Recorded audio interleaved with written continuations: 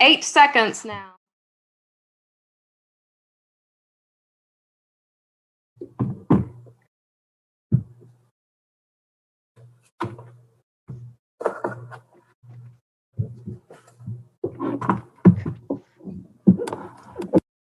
Okay. Good evening, everyone. Welcome to the Tuesday, November 17th meeting of the Carrboro Board, the Carrboro Town Council. We'll start out our meeting as we usually do with our poetry reading by Fred Joyner, who has joined us here in the council chambers. Good to see you, Fred. Hello. Good to see you too. I like, what's on the t-shirt? I see create community. What's on the bottom?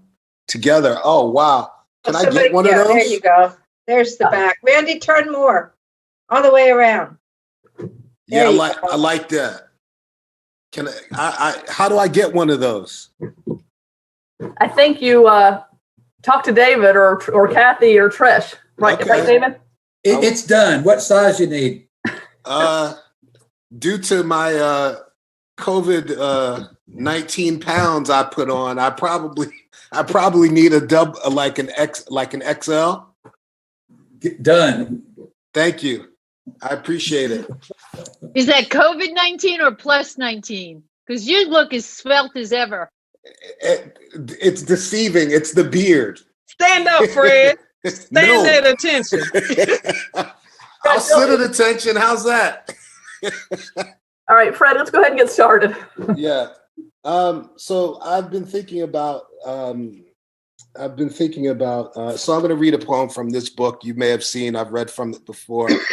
What Saves Us? It's poems of empathy and outrage in the age of Trump. And one of the things I've been sitting with is, a lot of us are thinking about the election and what appears to be our president-elect.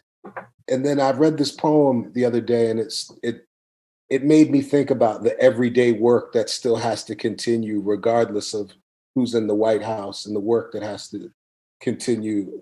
And so this poem spoke to me. It's by a poet named Dimitri Martinez, and it's for Inauguration Day from 2017. Inauguration Day 2017. A Mexican nun told me, refry beans with a touch of milk if you don't have lard. Remember that, friends. Write it down. Write down all such tips from those who lived in times like these, who knew to add more onion for flavor, still more onion to stretch a meal. We had many mouths to feed, many signs to paint, miles to march, coffee to brew for meetings that melt into the night. Sit down. We can always make room. Beans, tortillas, calabacillas, chili verde. You are home now. Hold hands. Our blessing is simple. Pass the pepper.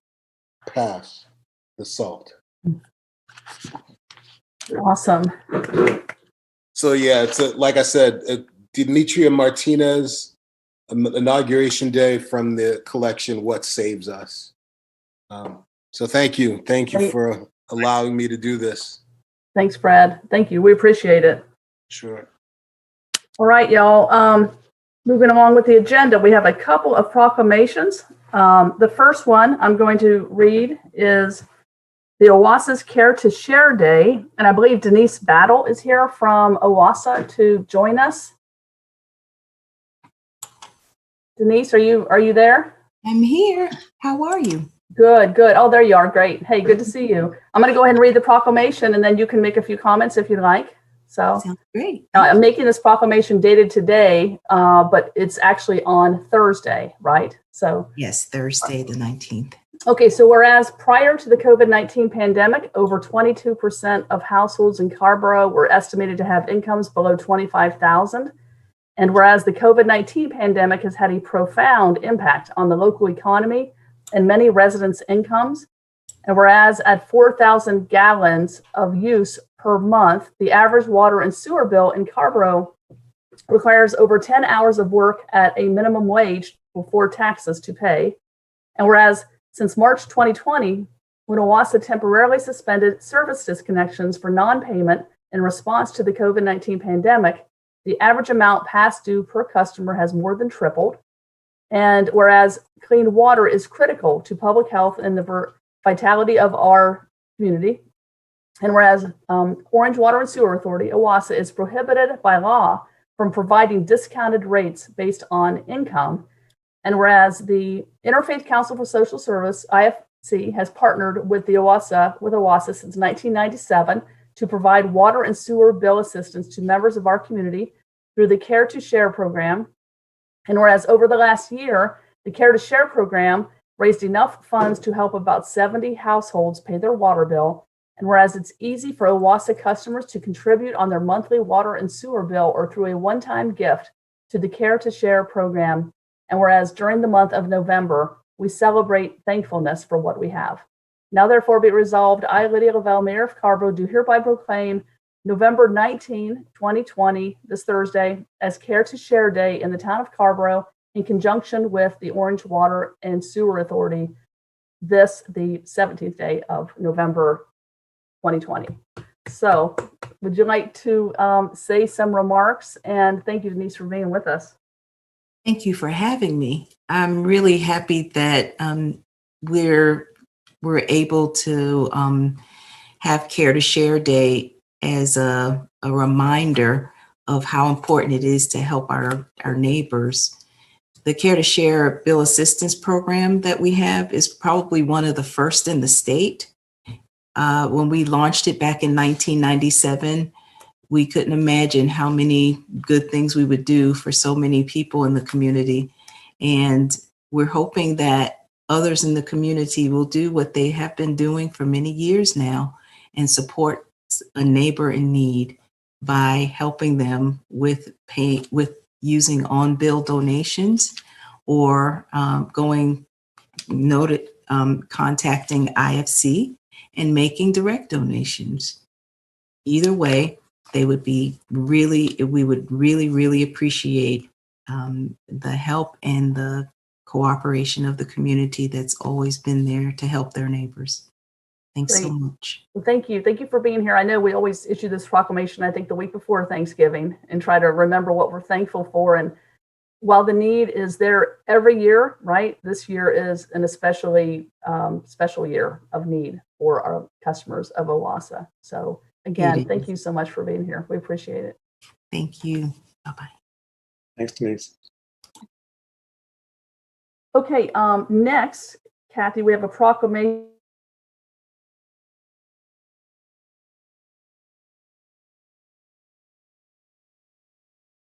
Uh-oh. Everyone else is seeing that the mayor is not here. Okay. Hi, Vanity. Thanks for being here. Thank you for having me. Yeah, everyone, this is Vanity Dieterville with the LGBTQ Center in Durham. So while we're waiting on Mayor Lavelle to get connected for the proclamation, Vanity, if you want to say a few. Oh, she's in the waiting room. In the attendee room. Oh, did I send her over? I must have. That's my fault. I apologize. The town clerk apologizes. I kicked you out. By accident. It's okay. It's like you put me in the corner or something. On purpose. I was gone all of a sudden. Okay, so Vanity, we're really happy to have you here with us tonight. I think you're from the LGBTQ Center of Durham, right? That's correct. Well, we appreciate you being here. I will go ahead and read our proclamation, and then afterward, any comments you'd like to make, you're welcome to do so. Certainly. Thank you. Thank you. So, council members, I'll just start right in. Whereas in 1998, Rita Hester, a transgender woman of color, was murdered this crime remains unsolved. And whereas in 1999, Gwendolyn Ann Smith organized the first Transgender Day of Remembrance in honor of Rita Hester and other transgender people who have lost their lives to violence. It's been observed every year since. And whereas, according to the U.S. Transgender Survey in 2015, nearly half of, this is published by the National Center for Transgender Equality, nearly half of the transgender community had been assaulted at some point in their lives. Nearly 1 in 10 had been sexually assaulted in the previous year. Approximately 1/3 of transgender people in the United States has experienced homelessness, and nearly 1/3 were living in poverty, more than double the overall poverty rate. And whereas, according to a 2018 report released by the American Academy of Pediatrics, 50% of transgender male youth, 41.8% of non-binary youth, and 29.9% of transgender female youth have attempted suicide. And whereas the United States has one of the highest rates of murder of transgender people, particularly for women of color. In 2019, at least 27 transgender people were killed as a result of hate, fear, and violent attacks. And sadly, 2020 has already seen at least 32 persons killed, the majority of whom were Black and Latinx. And whereas around the world, many countries make it illegal for transgender people to live as their authentic selves. And whereas there is significant incidence of misgendering or misnaming transgender victims of crime, and police reports indicating that the number of transgender victims of violence and murders is likely far higher than what is officially reported. And local law enforcement is not required to, and frequently fails to, report hate crimes, including murder specific to the LGBTQ community. And whereas transgender Americans are making historic progress, highlighted by non-discrimination laws enacted in several states, and an increasing number of transgender elected officials, signaling greater public support for transgender equality and respect for their contributions to society, Congress and the executive branch must follow suit and act to protect and preserve the lives of transgender individuals through inclusive legislation. Now therefore be resolved, I, Lydia Lavelle, Mayor of Carrboro, do hereby proclaim this Friday, November 20th, as Transgender Day of Remembrance in the town of Carrboro. I ask all residents to reflect on the challenges facing the transgender members of our community and to work to ensure that social, cultural, and the legislative process progress continues to be made so that all people will one day be able to safely live as their full and true selves. Today's the 17th, before the 20th day of November 2020. So thank you again for being here, Vanity. Would you like to make some remarks to our council and to our community? I would. Thank you, Mayor Lavelle, and to the council members, thank you again for allowing me to speak with you all this evening. Again, my name is Vanity Dieterville. I am serving as the Gender Resources Advocacy and Support Program Director, excuse me, at the LGBTQ Center of Durham. I am pleased to be here. I am a recent transplant to North Carolina from Charleston, South Carolina, but trans advocacy means the world to me as a woman of trans experience. It was in 2019 that Denali Stuckey was murdered, and she was one of the nationally recognized Black trans women lost to gun violence, and that was in my hometown, along with many other types of violences like Walter Scott and the Emanuel 9. And so trauma is nothing new to me, but it has been something that I've been able to adapt to and work throughout for those who I can have the ability to look out for and those who I can help link to care.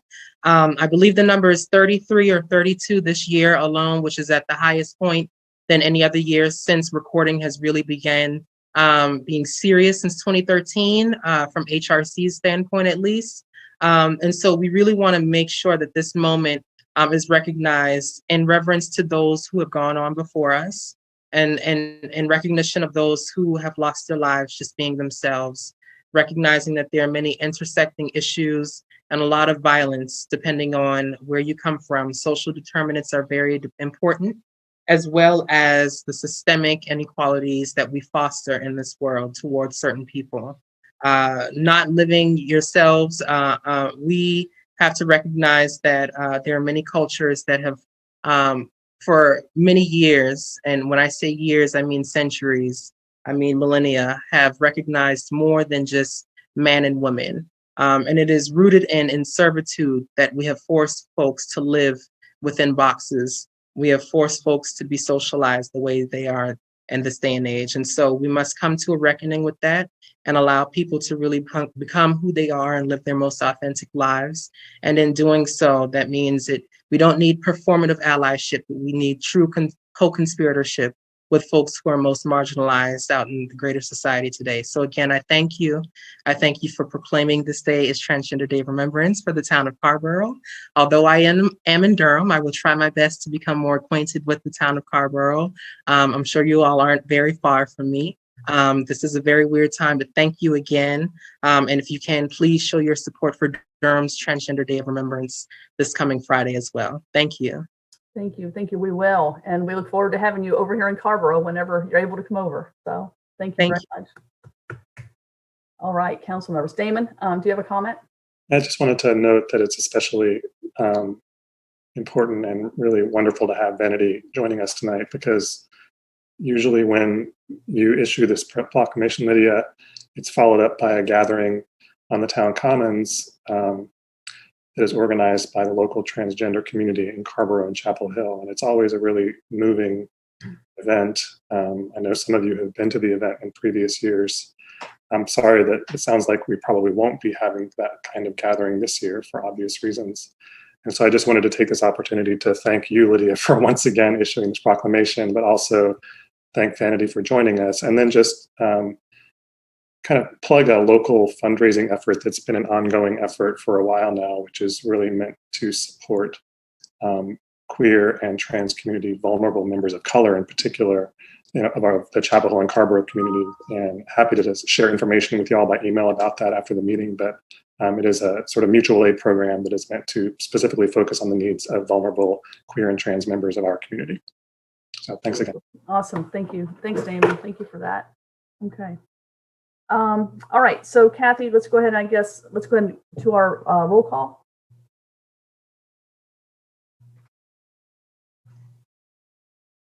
All right, Mayor and Town Council.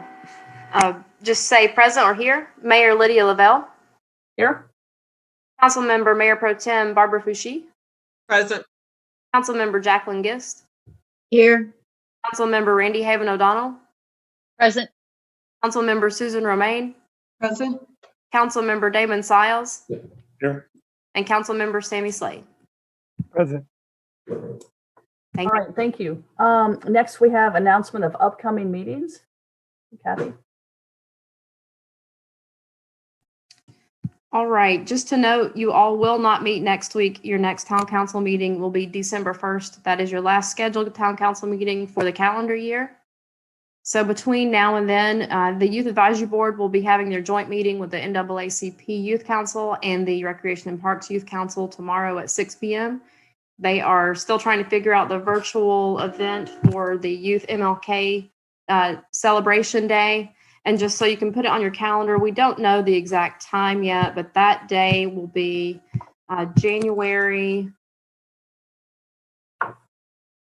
Sorry, got it right here. Saturday of that weekend?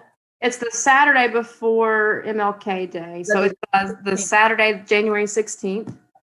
So put that, just make a note on your calendar. It'll be virtual. We don't know the exact time yet, but that's the day it will be live streamed. The Affordable Housing Advisory Commission will meet November 18th at 7 p.m. The Outside Agency Human Services Application Orientation will be held on November 19th at 9 a.m. The Planning Board meeting for November 19th has been canceled, and the Transportation Advisory Board meeting has been canceled. And then, of course, to note, Thursday this week is the kickoff meeting for our Comprehensive Plan Task Force, and I will let y'all say a few words if you want to and talk about your shirts.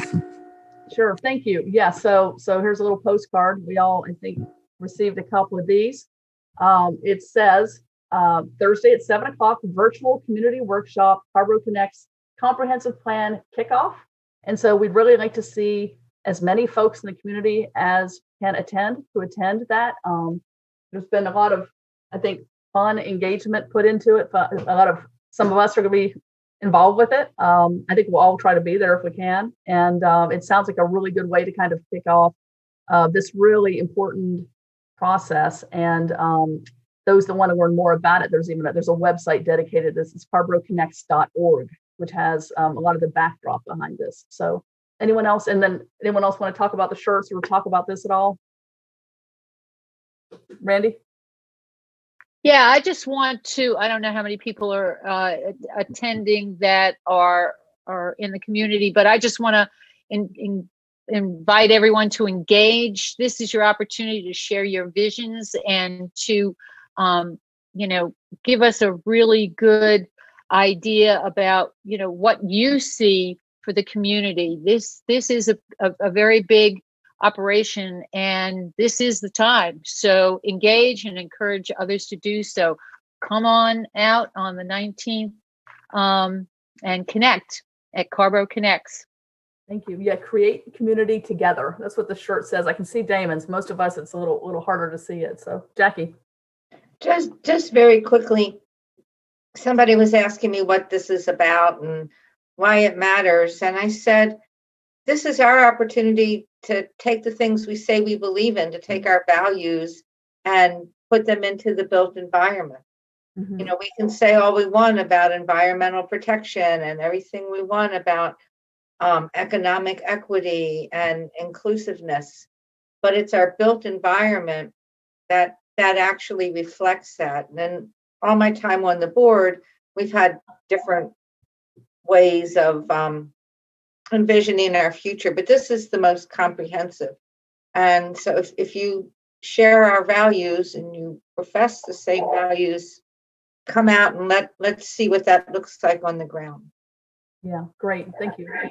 A great description. So anyway, we hope to see as many as we can on Thursday at the kickoff. In addition to the calendar, in addition to what you mentioned, Kathy, tomorrow morning I have a Visitors Bureau Board of Directors meeting at 8 a.m. And then on Thursday morning, I have a chamber board meeting. And so now I'll go on to Barbara. Barbara? I just had a question. So I know we had to register /RSVP for Thursday. So I guess the link will be coming out maybe tomorrow to access the virtual event. Does anybody have the answer to that? It's not out yet, is it? Is that Kathy talking? I am talking. I'm muted. I'll find out for y'all and let you know. Okay. I just want to make sure I don't miss it. Yeah, emails. absolutely. Thank you. You're welcome. Barbara. I also think the link is on the Carrboro Connects website, Barbara. The link I think is already on there. The link is on there already? I believe so. Okay, I'll check it out. Thanks. Thanks, Susan. Okay. All right. If that's done with our announcements, going on to requests from visitors and speakers from the floor. We could potentially have Shelley and or Kevin and or Bob. So who do we have, Kathy? We have Bob Proctor. Okay.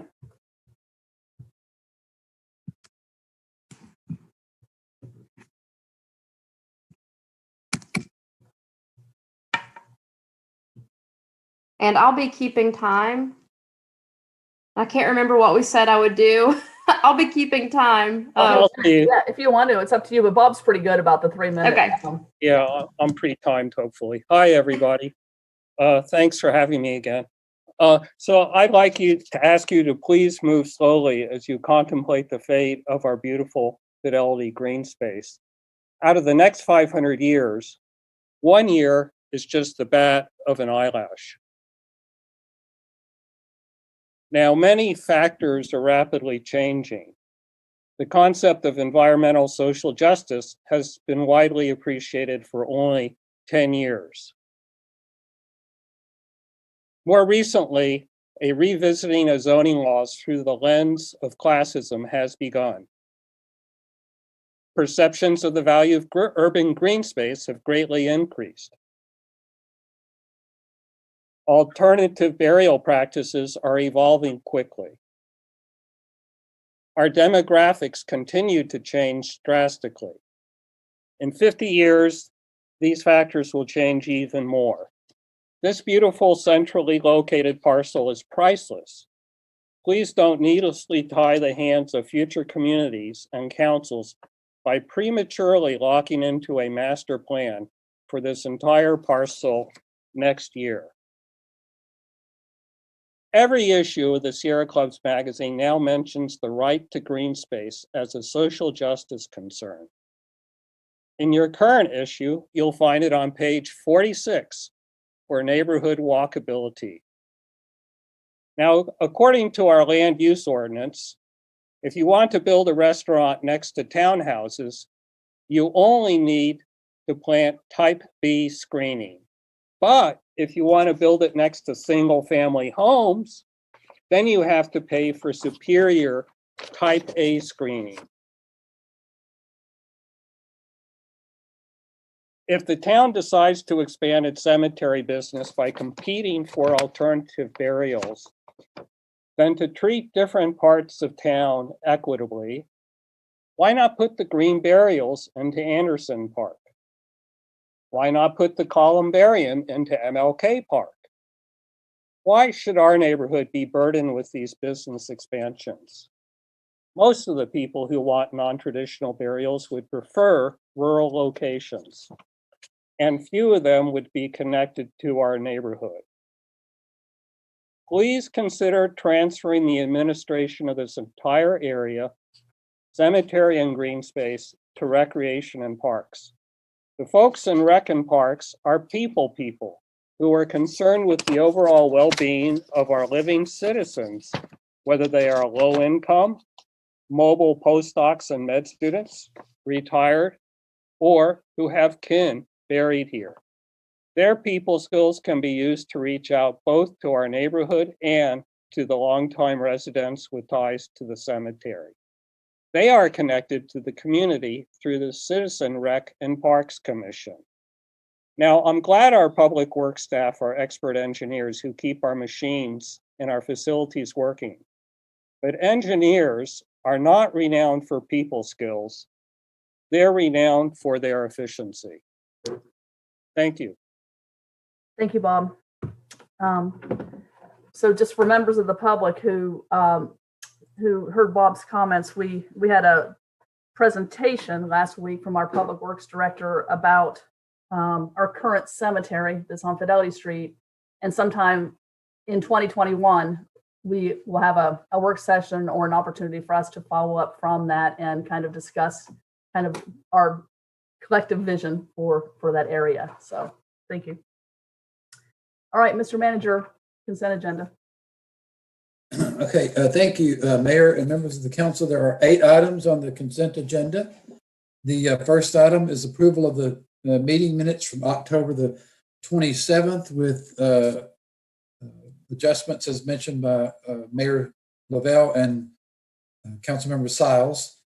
And then we have several staff reports, the Fire Department monthly report, the Police Department monthly report, the Stormwater Utility monthly report, and the Economic Development monthly report. Item 6 is consideration of approval of a supplemental agreement with NCDOT to receive additional CMAQ funds for the Jones Creek Greenway and approve a project ordinance amendment. That would provide an additional $343,200 to the project, as well as $85,800 in local match. The 7th item would, there are 4 open seats on the Recreations and Parks Commission.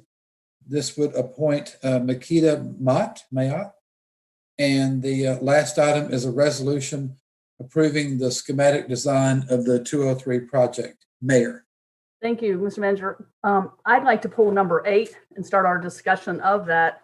Does anyone else have any other items to pull? If not, we can have a motion on those. Randy?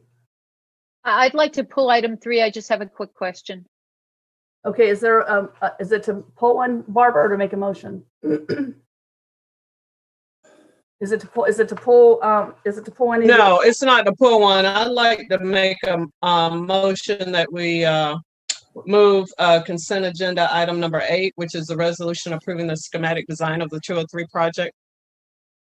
So let's take that in just a second. First, if you don't mind, let's do a motion for 1, 2, 4, 5, 6, 7.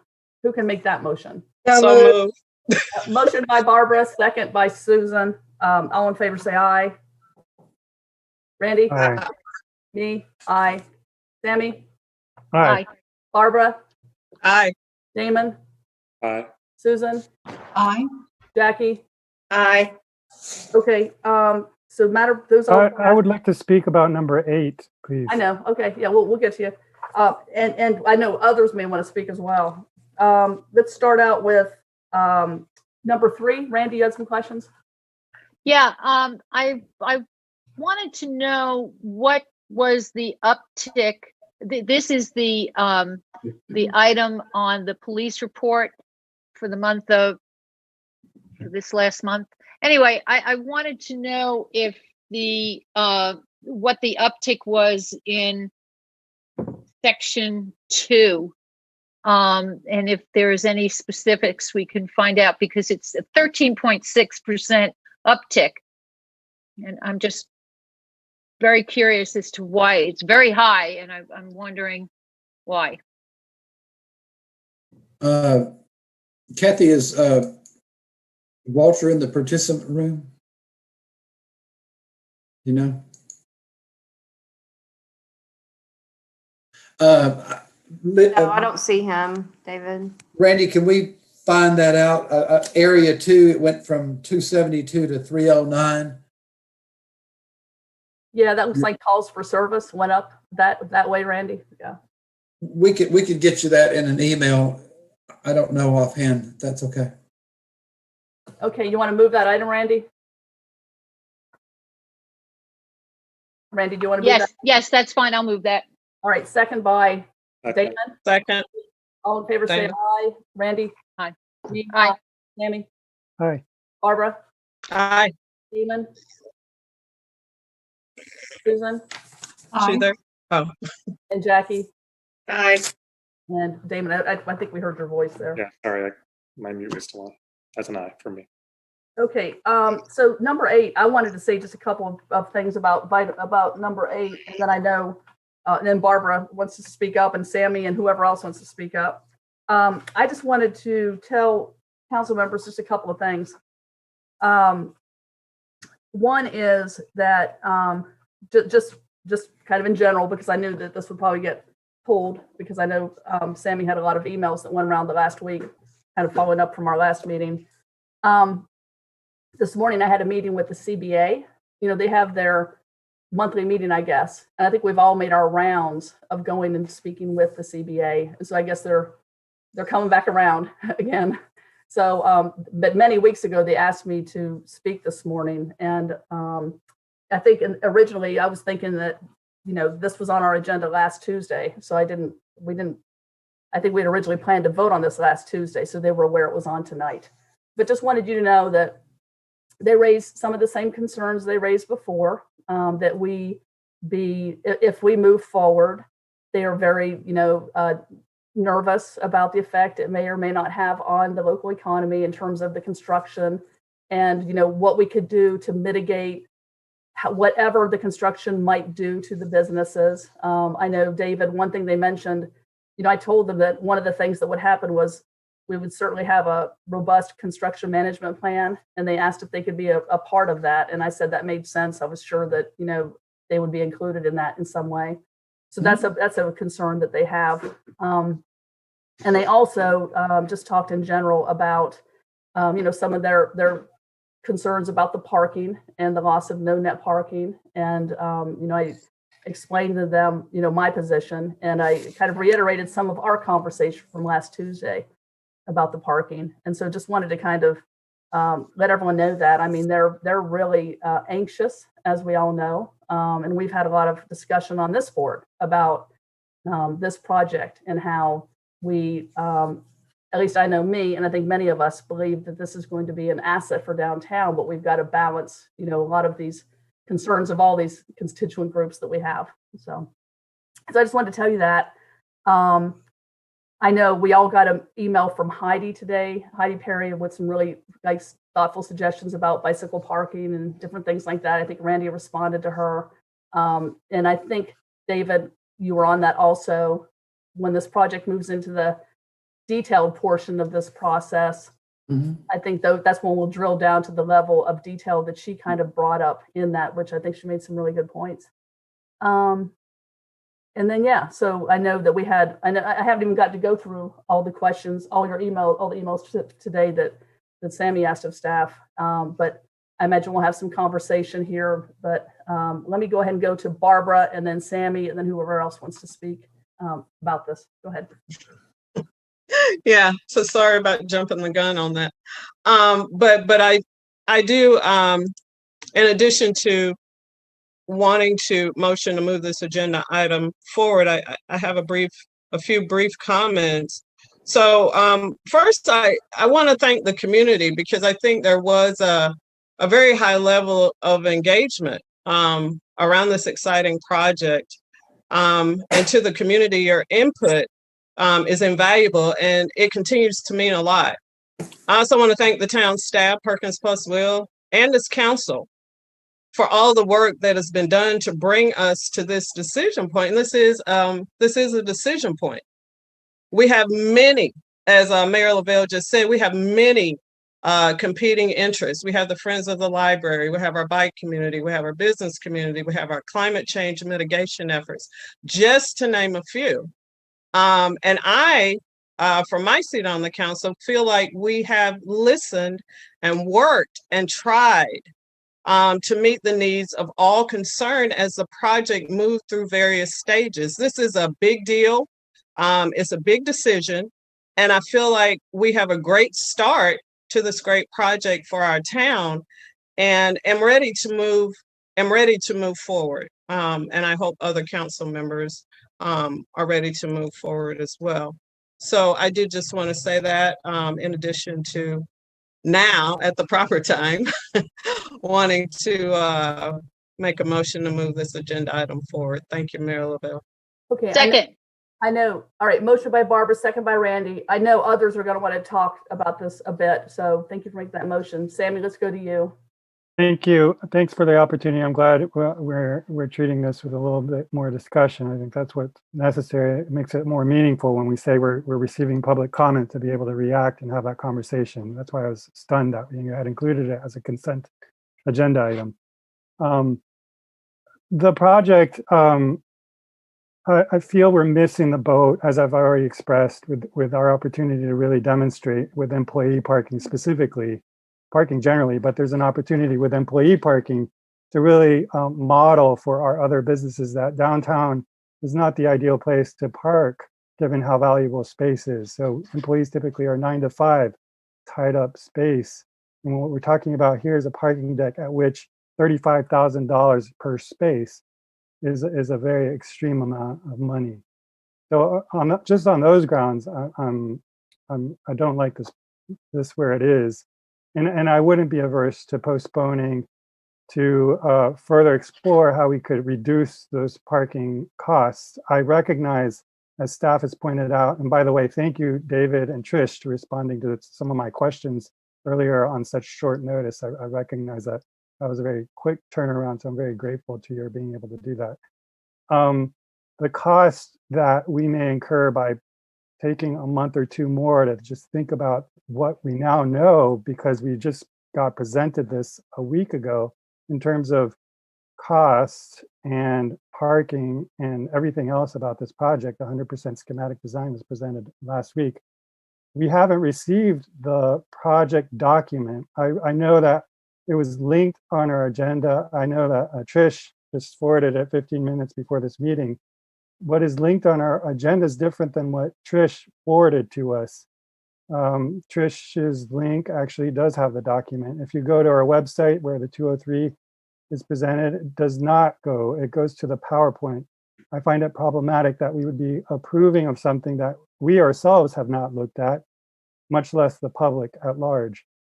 So it's just another reason for putting the brakes on this. In the same way that we wouldn't just sign off on the budget by what David presents with his PowerPoint, we expect the document from which that is drawn upon. And no one has seen that document yet, except for staff and obviously the consultant. So, and then more broadly speaking, I just generally have a real problem with, in this time of a climate emergency, when we know that if, assuming there's state and federal support at a 20% town match to an 80% state or federal support, to implement our climate action plans to achieve our goals, our stated goals, what this represents annually at $600,000 a year is a quarter of what we would need to be spending to achieve our climate action goals. And I'm just wary of eating into the possibility of really addressing the climate emergency. There are items in here that are incurred by the town, such as the performance space, which both in building amount and cost of parking, it's 10 parking spaces for that performance space, represent $1 million. And that is a remnant from when we were thinking about having the Arts Center as part of this project. And I think it's just like, it hasn't been identified by Rex and Park as a need, like offices for at least have been identified as a need. And so to take on $1 million just because it's left over from a previous participant in this project, I think is just not necessary. And again, if postponing to take that out is $1 million, and staff is saying a couple $100,000 may be the cost of postponing for a little longer, I think that cost benefit analysis shows it would make sense to cut out the $1 million, along with the opportunity to think about other things a little more and give the chance to our community to actually look at the document if anyone wants to see it, and ourselves, because none of us have seen that. Anyways, those are my main concerns. At this point, I cannot support it. This is not to say that I don't support the library. This is about the town offices, the proportion of parking that and the cost incurred by the aspects of this that are the towns. I don't think it's appropriate for us, given the climate emergency, to take on that burden. Thanks for the opportunity to speak. Thanks, Sammy. Okay, who else wants to speak? Let's see. Jackie, then Susan, then Damon. Given an awful lot of thought to this and read a lot and talked to a lot of people. This is not exactly what I want or exactly what I had envisioned. In fact, it's a lot more. If I had my say, it would be a library and some office space with parking to accompany it. That's kind of my vision. But my vision's not the only vision for Carrboro.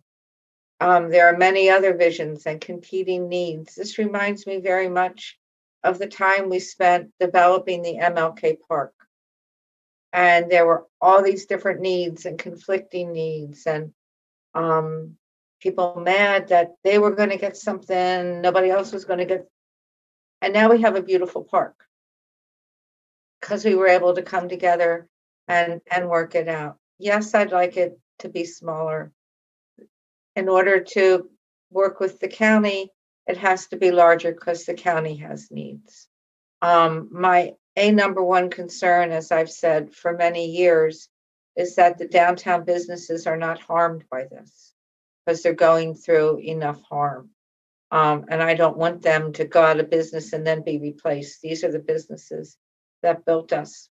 I think the parking will take care of the business's needs. And that's a huge concern for me. And I'm happy with the progress that town staff is making on making sure that the parking continues to exist during construction when those sites are off. I think there are some changes happening with some major players in our downtown business community that is making their need for parking less. I'm thinking of two large businesses that will no longer exist, and one that no longer exists, and the other is retiring. That have used up a lot of parking. And so I'm wondering if their landlord would be willing to free up some parking, particularly in the auxiliary lot for during construction. I think it's a time to have that conversation again. But just like with the MLK Park, I think people have been heard. We've listened to conflicting interests. We've listened to conflicting visions. No, this is not my ideal, but politics and governance is the art of compromise. And so I'm willing to go forward with this. Thanks, Jackie. Susan, then Damon.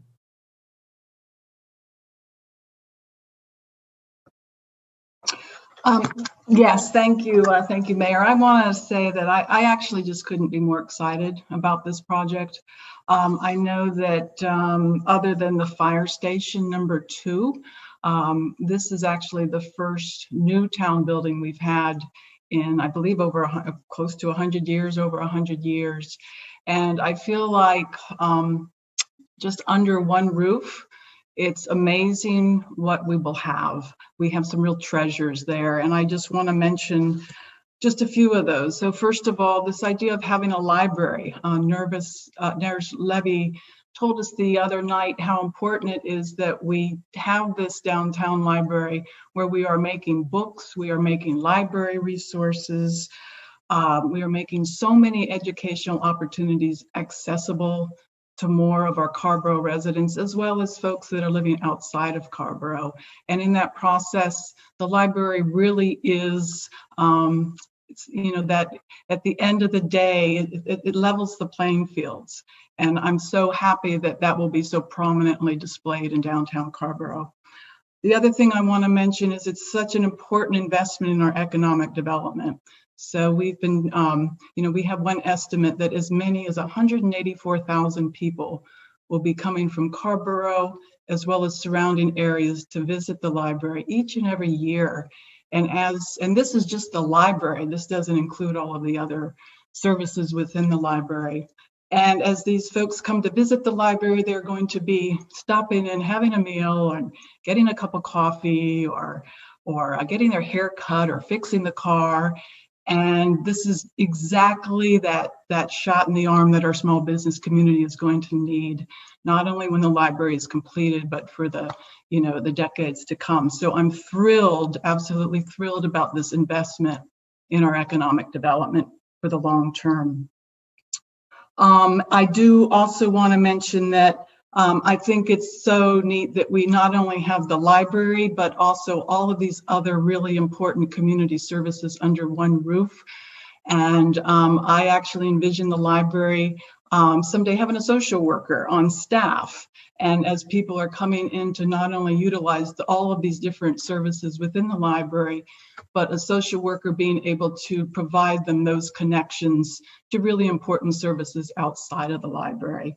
So I know that not everybody is thrilled about, I think whenever we get into a project of this magnitude, there's always going to be those, we can't be pleased with everything. And I know there's been, especially with the parking, there's been a lot of controversy. But I feel like overall, this is exactly the direction that Carrboro wants to be taking right now. And I just couldn't be more proud of endorsing this. And I can't tell you how excited I am about that day when we have a library in downtown. And I think about people who have been working on this project for 30 years and how excited I am to finally be seeing this project come to fruition. So thank you. Thank you, Susan. I have Damon and then Randy, and then that reminds me, I think we also have Neris in the audience. Is that right, Kathy? You can check and see if she does want to speak. But okay, let's go Damon and then Randy. Thanks. I appreciate all the comments that people have made so far, and so mine overlap pretty significantly. So I'll be a little bit briefer than I had planned to be. And I think my feeling about it at this point, given where we are in this process and the many years that we've, as a council and with the community, as Barbara said, have spent talking about and working on this project, I just am feeling like it's time to get it done. And and really focus on the things that there are here to be excited about, as Susan said. And some of those things include things like what the library is going to bring to this community in terms of literacy and education and real justice and other kinds of values that we care about. And it's such an important project for those reasons. It is also a very expensive project, and I really share a lot of Sammy's concerns, especially about the parking. You know, we have been balancing, as others have said, a lot of interests and priorities here. And as with any big project or program that we've dealt with or will deal with, there are going to be elements of the final proposal that individual members of the council are not going to feel satisfied with. And that's certainly true of me in this case with, for example, the parking. I have a lot of hopes about this project. I just mentioned two of them. One is that I really hope that the town will be continuing its efforts to secure spaces in existing service lots, and that the town staff's been working on that. I think that work should continue. You know, I also really hope that those folks in the community who have been really insistent that the town play a leading role in securing parking downtown for a variety of reasons will be a part of that. That expectation that we play a leadership role in doing that has been feeling to me lately like an expectation that the town is the only one that should play that role. I really appreciate the partners that the town has worked with and identified in the community who have stepped up, and really look forward to staff finding more opportunities to partner with other businesses and property owners to be a part of the solution. Finally, I just hope that as we continue to regularly collect data about downtown parking supply, which is one of the things that's called for in the parking plan that we adopted a couple of years ago or so, that we will see this as an opportunity to be consolidating unused spaces in the future, and to follow through on what I think is the most important recommendation in the parking plan, which is that we better manage our supply. And that means, to me, at a minimum, that this parking that we're about to invest a lot of money in, this parking should be enforced at a minimum so that we protect this huge investment we're about to make and truly get the community's money's worth. So those are my hopes. But in the grand scheme of things, I joined Susan in just feeling really excited about the project. And the staff and the consultant team and the many community members who've been part of getting us here over the past several years have just done excellent work to get us to this point. And I'm ready for us to get this done. So thanks. Thank you. Thanks, Damon. Randy. Yeah, I want to thank everyone for everything that's been said. I appreciate Sammy's diligence at looking at the documentation. I just want to say that in the early 2000s, when I approached Orange County Chair Moses Carey, and he and I talked about reconstituting the library task force, I had no idea that it was going to take 18 years on top of the previous 20 some odd to get to this point. So I want to give a shout out to Moses Carey. Moses, thank you. I also want to thank other commissioners. I want to thank Mike Nelson, Alice Gordon, Barry Jacobs. Of course, these are our former commissioners, and of course the commission that's now in place, because it is with their continued interest and support that we were able to forge a partnership and move forward. I want to respond to Sammy's comment about climate and say that the reason we kept pushing the commissioners to have a library in downtown Carrboro, not in the suburban outlying areas, was to put it in a place where people could walk, where people could ride their bike, where people could take public transportation.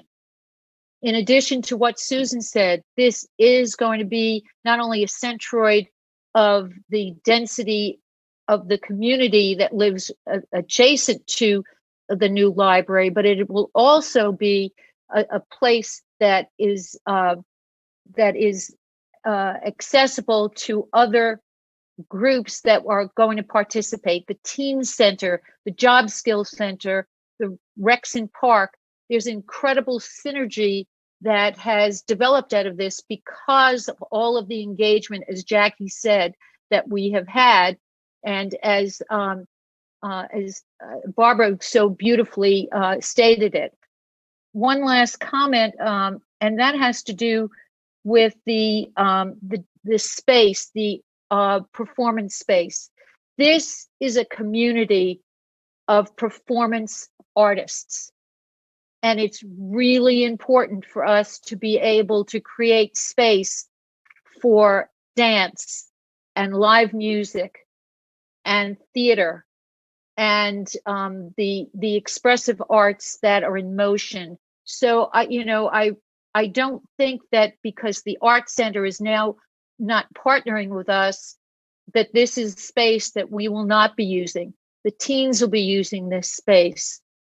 The music festival, the film festival, which, by the way, sign up for the film festival if you've not already done so. So, looking forward, this is a way that not only will it help us to bring community together when we're post-COVID, but between now and being post-COVID, this is a moment of great hope and excitement. So I thank you all. Thank you very much. And I'll turn it over to you, Mayor. Okay, great. Thanks, Randy. And thanks for reminding us about the film festival that's this weekend. I meant to mention that. Thanks for bringing that up. So before we vote, I think, is Neris in the audience? Is that her coming in? I believe that this is Neris.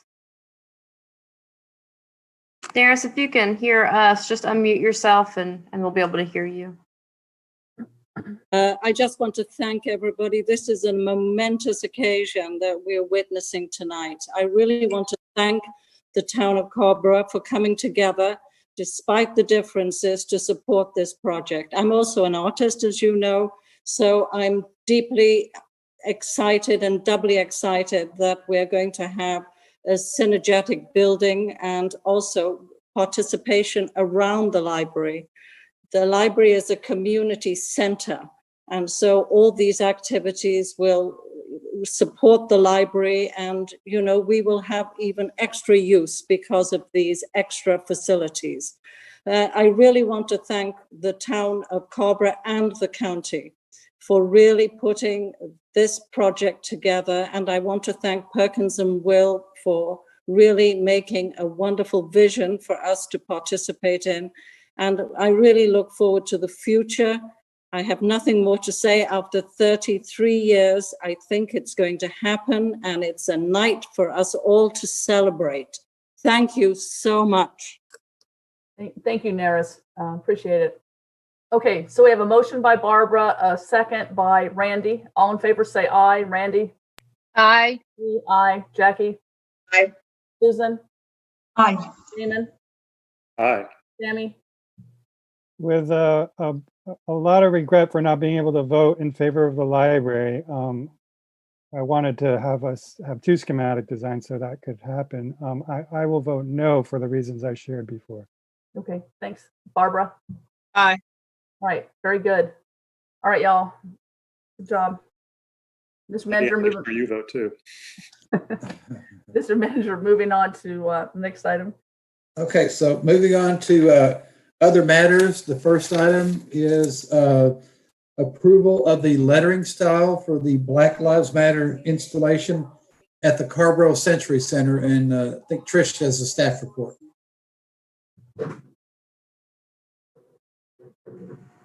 Trish, please raise your hand. I don't know which Carrboro account you're signed in on.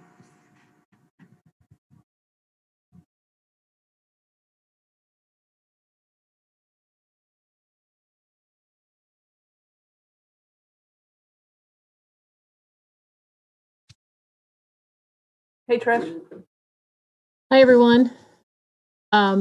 I've just got a few slides to share with you. Just when we were preparing the request for estimates, we noticed that the lettering wasn't sort of standardized on the example you all looked at. So just wanted to be sure we picked the right lettering for you for us to use. We have the requests are out, and so we are receiving responses from muralists for installing this the painting at the Century Center.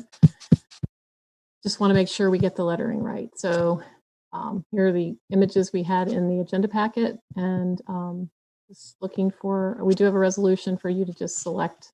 Okay. Yeah. Great. So the question is what? Well, go ahead. It's which of these like lettering types we want to go with. Damon, go ahead. I just wanted to share that I like the lettering that was originally proposed. I think Sammy is the one who shared that initial image with us. I kind of like that lettering, but if we need to choose among the other three, I would prefer the first one there, which is consistent with what we're currently flying at Town Hall on the flags. Like the top left one there. That's right. Yeah. Okay. Yeah, I agree. Let's go Sammy, then Barbara. Yeah, that lettering actually is from a sign in Carrboro, right at the intersection where Damon lives, and so I photoshopped that on the building. Yeah. My only concern is that I also like the Black Lives Matter that Damon pointed out, upper left. My only concern is making sure that the width and height look good. If you notice, the matter part has more letters, and so like it's crammed in there. But also these letters are a little shorter than the ones that are in the Photoshop image. So I just mentioned that, and not that can be resolved today. Just something for the designer to look out for, which I'm sure they'll do because they're designers. Yeah, great. Thanks, Sammy. Barbara? I'm with Sammy and Damon. I like what Sammy photoshopped there on the side of the Century Center. And if I'm choosing out of the other three, I will take the Black Lives Matter top left from my screen. Okay, great. Yeah, Jackie? I agree, and I prefer the simplicity of it. I think having the yellow in there could may not age as well. Okay. And the font's different too on the one on the right. Right. Yeah, I like the square font, but I like the simplicity and the clarity of the black and white lettering. Great, thank you. Susan? Yeah, I agree. I like the upper left corner. And the only thing I have to add is I do see so many yard signs around Carrboro with that same look on the upper left. And so I feel like it's our way of being in solidarity with all the people in Carrboro who are also putting yard signs out. Yeah, that sign in the upper left is the one that I've actually done a lot of research into the last couple of weeks. So I'm in agreement. So Randy, are you on board? You want to say anything? Yeah, I'm just going to say that's a sign I have outside my house. So yeah, I'm with it. All right, Damon? Move approval of the resolution with identifying that first option there as the preferred option of the council. Second. Second by Barbara. All in favor, say aye. Randy? Aye. Sammy? Aye. Damon? Aye. Aye. Barbara? Aye. Susan? Aye. Jackie? Aye. Great, thank you. Thank you, Trish. All right. Welcome, thank you. Mr. Manager, next item. Okay, Mayor, members of the council, the next item under other matters is the Community Works Building, the Black Lives Matter mural selection, and Anita Jones McNair will make the staff report.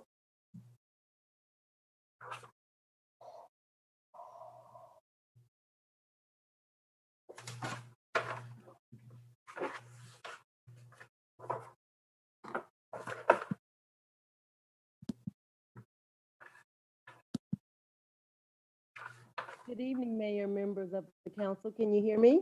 Yeah, you got a little louder as you went on. So okay, good. Yeah, now we can hear you a little better. So great. Well, I'm here to continue this trend on Black Lives Matter murals, and I want to share the results of the Community Works mural project. Let me share my screen.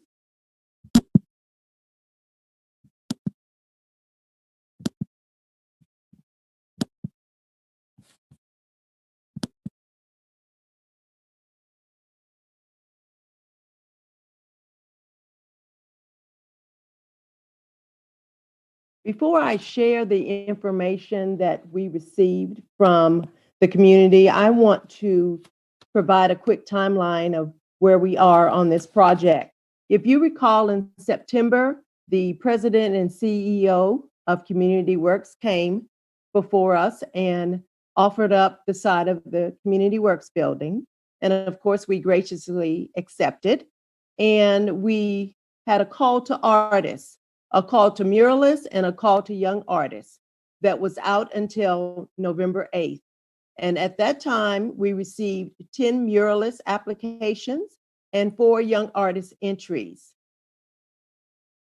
If artists were interested, young artists were interested, they were asked to create a mural rendering of Black Lives Matter, include the words Black Lives Matter, and share what it means to them. And they could have up to 3 students in their group. In terms of muralists, if they were interested, they were requested to fill out an application sharing why they wanted to help support this project and work with the young people, as well as providing samples of their work. And so we received, like I said, the submissions on November 8th. On November 9th, we shared the information with the Recreation and Parks Commission. On November the 11th, we shared the information with the Arts Committee, and they prepared a recommendation. And so tonight we're here. Hopefully, the council can decide on a muralist, a mural design, and youth team, and we'll hit the ground running and hopefully get started with the painting and installation on November 30th, and hopefully culminating by December 20th. Let me just share the results that we received. As I mentioned, we got 10 muralist submissions, and I just want to share the samples of work that we did receive. This is a muralist out of Atlanta, Georgia.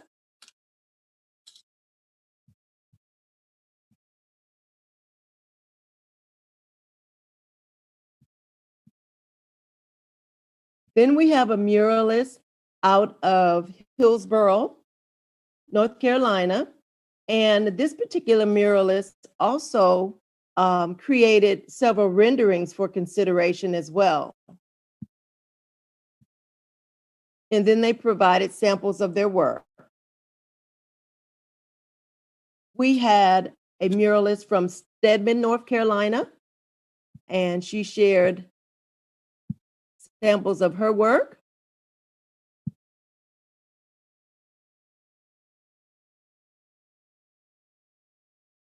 We had a muralist out of Durham, North Carolina. He shared one sample.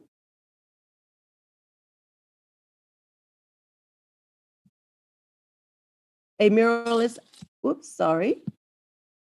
a muralist out of Clay, Carolina.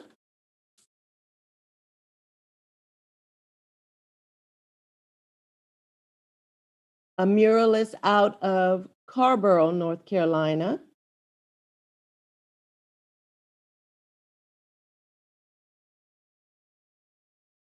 Another muralist out of Chapel Hill. And this particular muralist also created a rendering for consideration. A muralist out of Raleigh, North Carolina.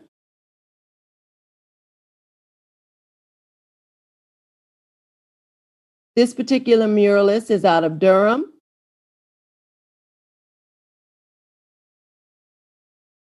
And the final muralist out of Broadway, North Carolina.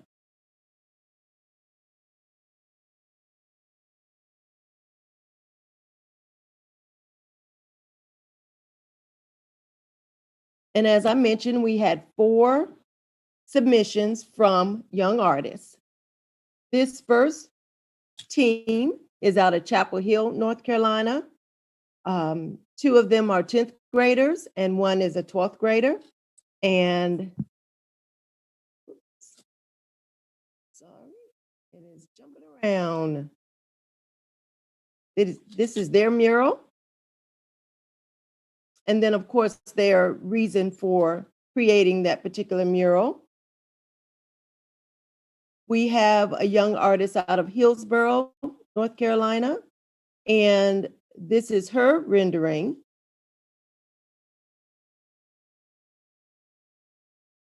We have another team from Chapel Hill, a team of 5th graders. And as a matter of fact, their art teacher provided a muralist application. So the idea was that that would be a team. And then our final submission is out of Raleigh, North Carolina. And this particular young lady is a 11th grader.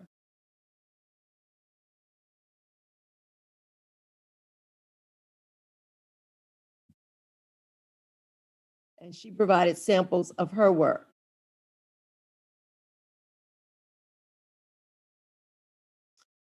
The Arts Committee recommended that Tyrone Small become the muralist for this project, and the rendering team of Ash Granda Bonnard and Karina Rockard Grade and Theo Preston. And I can go back if you'd like for me to share their work, or I can answer questions if you have any. And hopefully tonight you have an opportunity to either select a muralist, a mural design, and the artist team, and or provide direction to staff. Okay, great. Thank you. Thanks, Anita. Let's take questions from council members. I saw Barbara, then Jackie, then Susan, then Damon. All right, Anita. Thank you for bringing this agenda item forward. It was actually fun to look through all of these. I don't really have a problem with the recommendation that's been brought forth with Tyrone Small as the muralist and this other student team. But what I do have a problem with is that we have one African-American student that I would like to see engaged. And I don't know how that would happen. We only have one. And so I think it would be, I know that there's money involved and how you have the money divided out, you know, and things of that nature. But I believe for this project that we should work to engage that one African-American student. All right. So I do want to put that out front ahead of the discussion. Thank you. Yeah, great. Thanks, Barbara. We'll talk further about that as we go on here. So we got Jackie, then Susan, then Damon. Thank you, Anita. I had the opportunity to be with the Arts Commission and the Rec and Parks Commission as they were evaluating the entries, and they gave an awful lot of attention to all of them, and I understand their thinking behind them. The muralist that was chosen has some work on Johnny's if you want to go by and look at it, and everybody's really happy with that. It's vibrant. My understanding is that it will be the students rendering and the muralist will help to implement the students rendering. So we're excited about that. I wouldn't have any problem. In fact, I think it's a good idea to invite this other young man to join that team. I don't know why that would be an issue to have a fourth student involved in helping to render the mural that was chosen. And I thoroughly agree with Barbara's reasoning behind that, and I want to assure you that was a significant part of the conversation as works were being evaluated. Great. Okay. Yeah. Thank you. Thanks, Jackie. Let's see. Moving on to Susan, and then Damon, and then Randy. Yes, I want to just say thank you to Anita for overseeing this project, and it was so nice to see so many applicants and especially sort of engage some of our young people in the community.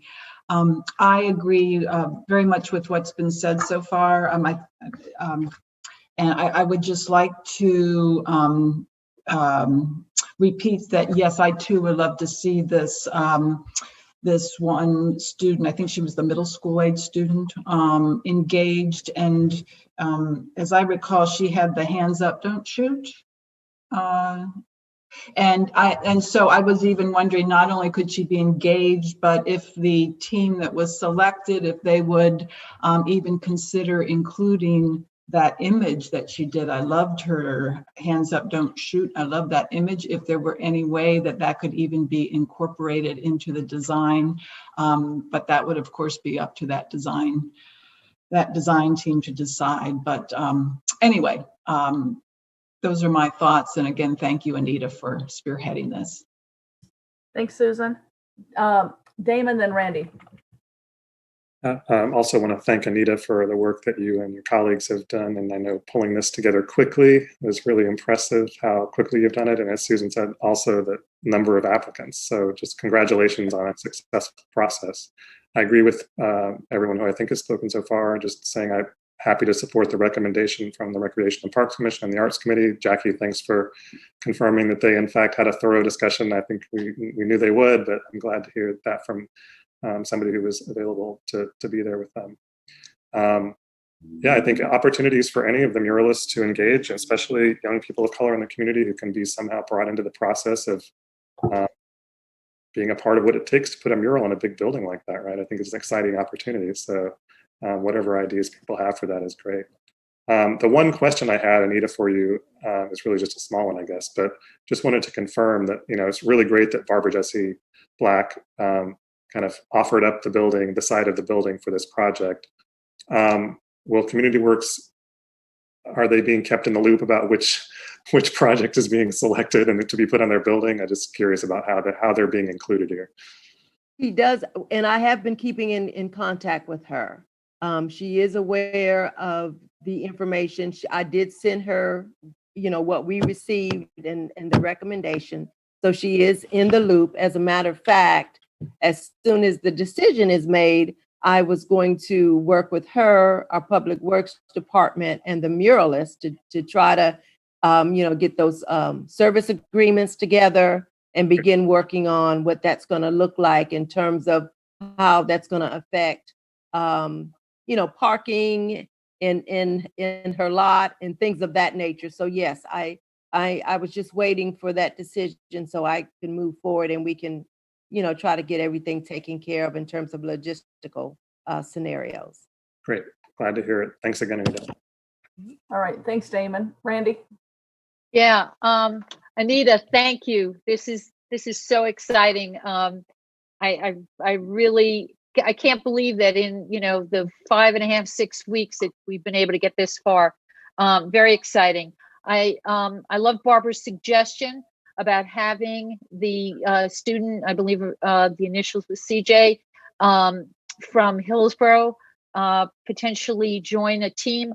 I think it's so fitting to have a team that is built around doing this. I think it's exactly speaking to the unity that we want to create. So I think it speaks right to the heart. I love the idea that CJ's in 8th grade because I've got a special place in my heart for 8th graders. I'm also, I want to just give a shout out to Barbara Jessie Black and the Community Works, because this is how community works. So I want to just say that, and yeah, if we haven't moved the item, I'd like to move the item with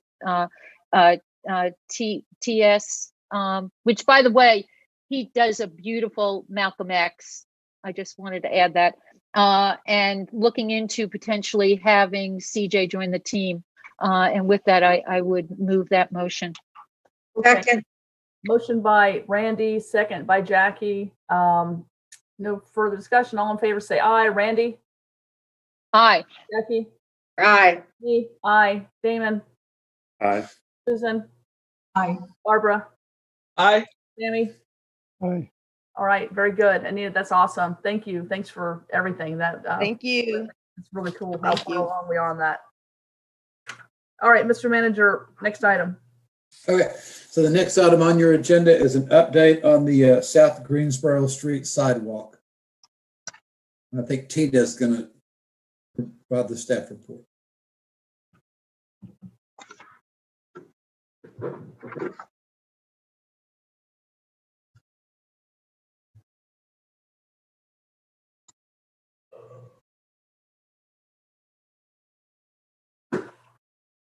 All right, Tina, you should be able to unmute now and start your video. There we are. Good evening, everyone.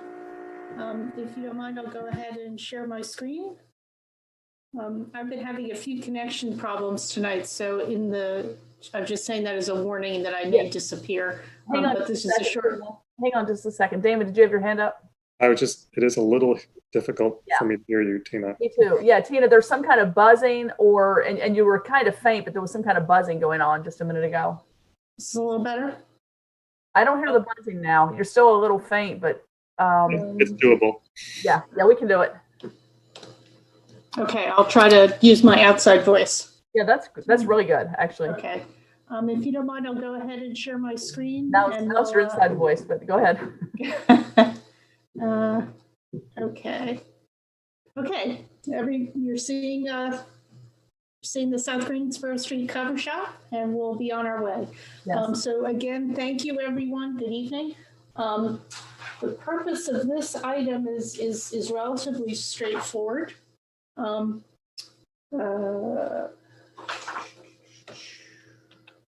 To provide you with a quick update on our status of the South Greensboro Street Sidewalk project and to bring to your attention a potential decision point to help us keep moving forward.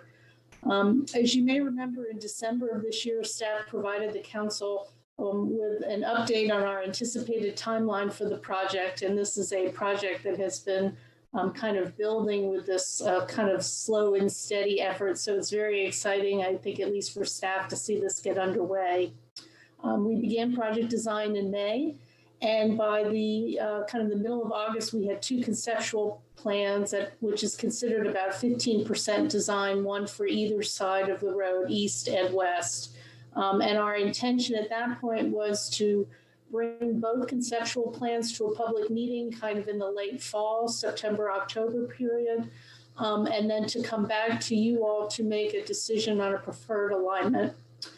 As we got into our agency reviews and started to notice things like utility poles that would have to be moved, much more so on one side than the other, we began to see what was becoming a relatively noticeable cost differential between one side of the road than the other.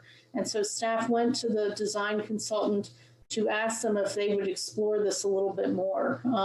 Typically, an engineer's estimate comes at the very end of the project, right around 90 to 100%. So there is a little bit of work that needs to be done really to know with certainty costs, but we felt it was important to get a better handle on this differential sooner rather than later.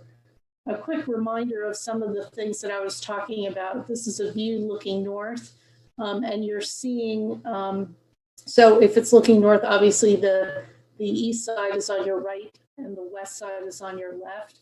When we scoped this project, we had kind of anticipated that the sidewalk would have to go on the west side. But as we began the project, we were getting a lot of interested feedback from the folks in Park Slope about having the sidewalk on the east side. As you can see, and I've kind of selected just these 2 segments. I think we're all familiar with the corridor, so I don't have a ton of pictures, but you can get a sense of the fact that this is a narrow corridor, and there's some places where you're looking at either needing to move utility poles that are pretty close to existing buildings, and or issues related to retaining walls. Those are the 2 types of things. There's really 3, easements and right-of-way that are associated with moving those utility poles that are really factoring into this cost differential.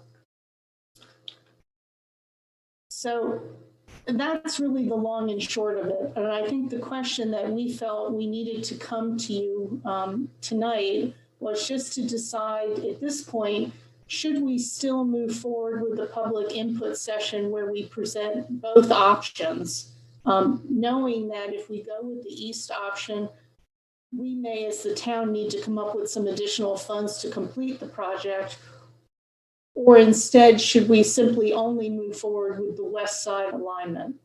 In either case, we were still planning to bring this back to the council. So even with option one, we could bring both options to the community. If there's a strong interest for the east, we could revisit the cost difference at that point again. But because we were noticing, close to a $500,000 cost differential, we felt it was appropriate to bring it before you to give you an opportunity to weigh in on different options for moving forward. So that's really the sole point of this agenda item tonight.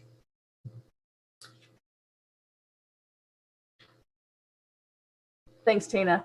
And it was funny, your voice came in and out. Sometimes it was really loud and clear, and then sometimes it was really faint and hard to hear. And I couldn't really tell if it was you leaning forward and backward, how it was. But in any event, we got what you said. It just went in and out some, as you noted at the beginning of the presentation. Jackie was first, and then we'll go Sammy, then Barbara, then Damon. Thank you, Tina. I'm very much in favor of having a public meeting about this and presenting both the east and the west alignments. That's because this is something that we've been hearing that people want for at least 25 years, probably 30 years. So I think a public meeting with everybody that lives along the street, invited, so that we can give the facts, and we can give the facts and the designs and the cost to everybody who's concerned about it, so that they can weigh in on the decision. I think the more information that's out there and understood by the entire community, the more buy-in we can get with whichever decision we make, whether it's to not spend the extra money and move to the west side, or to spend the extra money and put it on the east side. I think it really, because this has been so pivotal and such a big issue for the people along the corridor for so many years, I want us to have a public meeting. All right, thanks, Jackie. Sammy, then Barbara, then Damon. Yeah, I think that would be wise, given that a public meeting, given that we have heard from at least one side of the road. And I think both sides would probably want the sidewalk on their side, along with potentially having a public meeting. I would like more information. Just quickly looking at an aerial view, I see that the west side has 24 houses and the east side has 21. So using that metric, I would be in favor of the west side. I want to serve as many people as possible. On the other hand, the east side is where the development is. Another aspect is like Patrick's email earlier today about the Jones Creek Greenway. If there's a way to find what the demographics are, I know there's the mobile home park that's at the end of the west side, for example. One question I have, even if we did have a public meeting, is sometimes people who are lower income have less of an opportunity to meet. It's surely out of not having technology when we're meeting remotely like this, or just not having time because they don't have the privilege of doing this. So I just want us to be making sure that we're not only responding to who we most hear from, but also reflecting who is typically underserved too. Yeah, and thanks, Sammy, and thanks for referencing, the reference to Patrick's email about, it was Morgan Creek, I think, not Jones, but in that same spirit, I think that the agenda item also mentioned, accessibility through, I guess, either the trailer, the mobile home park, or along 54 to the apartment complexes too. So just understanding, like you said, that aerial view of just how many people might be served by that side also, I think would be helpful. Barbara, and then Damon. Thank you, Jackie, for your comments, and Sammy for raising what I was going to raise about these underserved populations and the issue of access. to this process that we're talking about, because we know pretty much that it's going to be virtual. I too am fine with number one, presenting the conceptual plans for the east and the west at a public meeting. It's going to come back to us anyway to select, but to give everybody a chance to weigh in along the corridor. I am looking at the agenda item about what the west side is going to provide. And it seems like more access, as well as a north-south cycling option, the Rocky Brook Mobile Home Park, and the connection through Whispering Hills to the back of some of the apartments facing North Carolina 54. And it's appealing to me because of the access that is described there for the west side, as well as the north-south cycling option. Because I think there, you might start to think about, safety, for the cycling community. But certainly my concern is with Sammy, and I just so appreciate him raising that concern. So yeah, so I'm happy to do number one. Thanks. All right, thanks, Barbara. And then Damon, and then Randy. Thanks. I'm glad that we're getting this update. This is in addition to the history that Jackie mentioned about people in the along the street wanting for something like this for a long time. It's been, I think now 2013 or 2014 since we were successful in getting this onto the radar of the MPO and getting it in line for some significant funding. Now, of course, it's been through a lot of twists and turns since then, but I think that it's been a long process, even in that most recent phase of just being able to secure funding for this important project. So I'm glad that we're moving it along. I agree with Jackie also that it makes sense to hold a public meeting that considers both options and gets some feedback from everybody.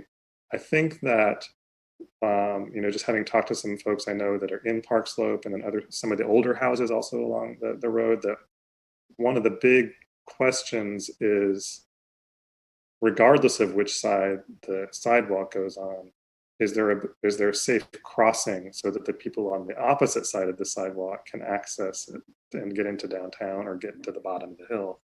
I think one of the things that we know about folks living at the bottom of the hill now, is including folks in Rocky Brook and folks living in Whispering Hills, is that there is now the safe crossing available at that new roundabout. But so everybody north of there, though, is very much kind of stranded. And so depending on which side of the road you're on and which side the sidewalk ends up on, if we can somehow address questions about crossing or the potential for adding a crossing, I don't even know if that's possible, but I think that's going to be a big issue. I would like for us to move approval of the resolution with the selection of holding a public meeting with both concepts. And let's keep this moving. Second. Motion by Damon, second by Jackie, and then I know Randy still wants to speak. Yeah, I'm really glad we're moving forth with this. I whichever side, seems to be more workable and has the greatest interest in the public at heart. I agree with Jackie, and I think everybody has said that a public hearing is important. It really is needed so that we hear from community who is not only in proximity to the proposed sidewalk, but who, the folks who plan to use it, who live outside of that immediate area. I do have a question. And our standard sidewalks are 5 feet, and that, regardless of which side, east or west, will have the sidewalk. I'm wondering, is the cost estimate based on the 5 feet, or could we go wider? And I'm asking about going wider because there is no shoulder on that road. It is incredibly tight. I mean, I used to cycle that road, and it just scared the hell out of me. So if we put in sidewalk, as far as I'm concerned, if a parent is walking with young children maybe 2 children. They may want to be able to have the children at both sides of them. I'm wondering if we need to be considering wider sidewalks for that sidewalk path. And honestly, you know, based on the cost, widening a sidewalk, you know, if you went from 5 to 8 or doubling it to 10 is very pricey. So I'd like to know, number one, is this this cost based on 5 feet? And can we see costs for either side? I don't know that it matters, but 8 or 10 feet. And thank you, and thank you for making the motion, Damon and Jackie. Okay, so let's get Tina to answer that question, then we'll go to you, Barbara. I've been looking at the preliminary cost estimate to be, I believe it is for 5 feet, and I've been checking that, and I'm not finding that information to say with certainty, so I will certainly follow up with that. I think those are great questions to ask in the public input meeting. And just to see, I think that would end up, I think going to 8 or 10 feet would certainly add considerably, not just to the cost, but to the amount of property that would be needed on those homes that front the sidewalk on whichever side we go to. But we've been very conscious of safety and the interest of either having more space between the road, the travelway, and the sidewalk, or a wider. You know, we have been talking about this, so I'm glad to hear you're bringing that up as well. And just for future reference, we have sent out mailed notice when this project got underway prior to the survey work beginning to property owners and residents on both sides of the corridor. And it would be our expectation to do that before the meeting. So, and I believe we've also spoken to the consultant about providing a printed concept plan option for those folks who don't or either can't or would prefer not to participate remotely, as well as potentially having some type of a handout available at South Green that people can go and look at kind of at their leisure and provide comments. So we're really, I look forward to hearing more of your thoughts on that, but we're really trying to get the word out and make it so that everyone can participate in the design. Great. Thank you, Tina. Barbara, before I go to you, I realize Susan hasn't spoken yet, and so let me go to her and then come back to you. So go ahead, Susan. Thank you. I have a really quick question. First, I'm going to join the chorus, and I also favor option number 1, where we have a public meeting and look at both possibilities for the east and west alignment. Tina, thank you for your presentation. I have one quick question for you. So the current project budget, it says, is $1,707,000. And what I'm curious, and I assume that's an 80-20 split for that current budget with the DOT. So what I'm curious about is, let's just say that we decided to go with the east alignment, which was more expensive. Would that additional funding needed for the east alignment, would that still be an 80-20 split, or would the town have to pay the whole thing? I have a 2-part answer to that. The first part is, yes, the funding is set up for an 80-20 split. The transit money that has been identified for this project actually exceeds the 20% requirement. So the amount that you're seeing right now would not include any town match. The town match would be covered by the transit money. If we were to increase the costs, the assumption would be that the town would pay that additional amount. And I suspect that at this point, it is unlikely that we will be able to get additional DOT money, and frankly, probably not additional transit money either.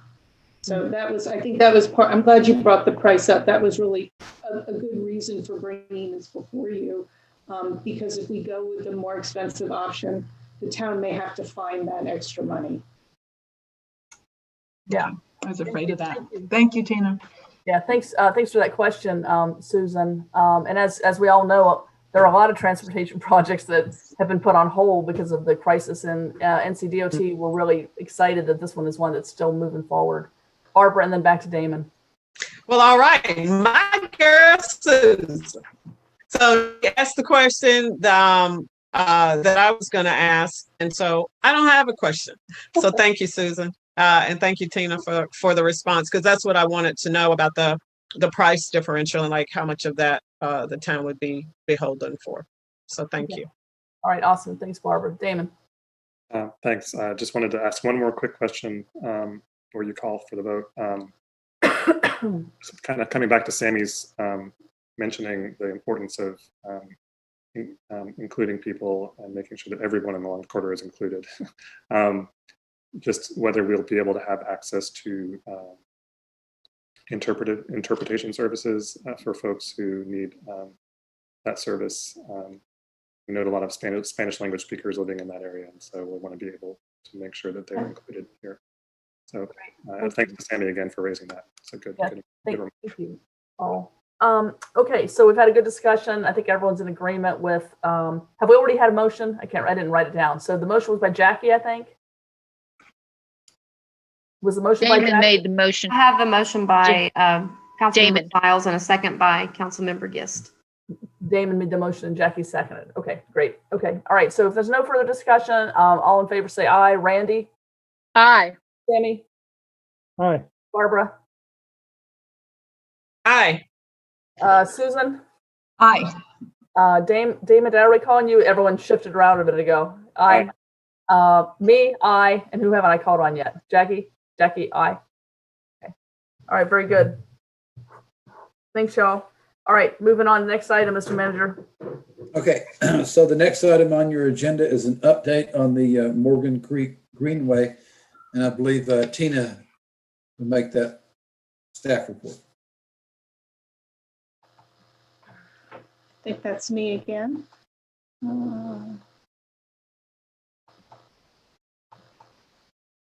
Good evening again, everyone. If you don't mind, I'll go ahead and share my screen for the next item.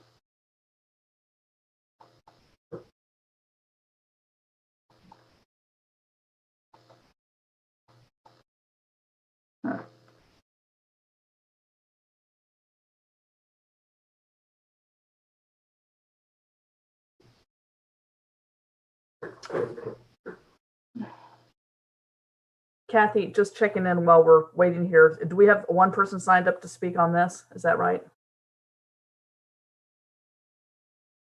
That's right. We have one person. And they are in the audience. All right, great.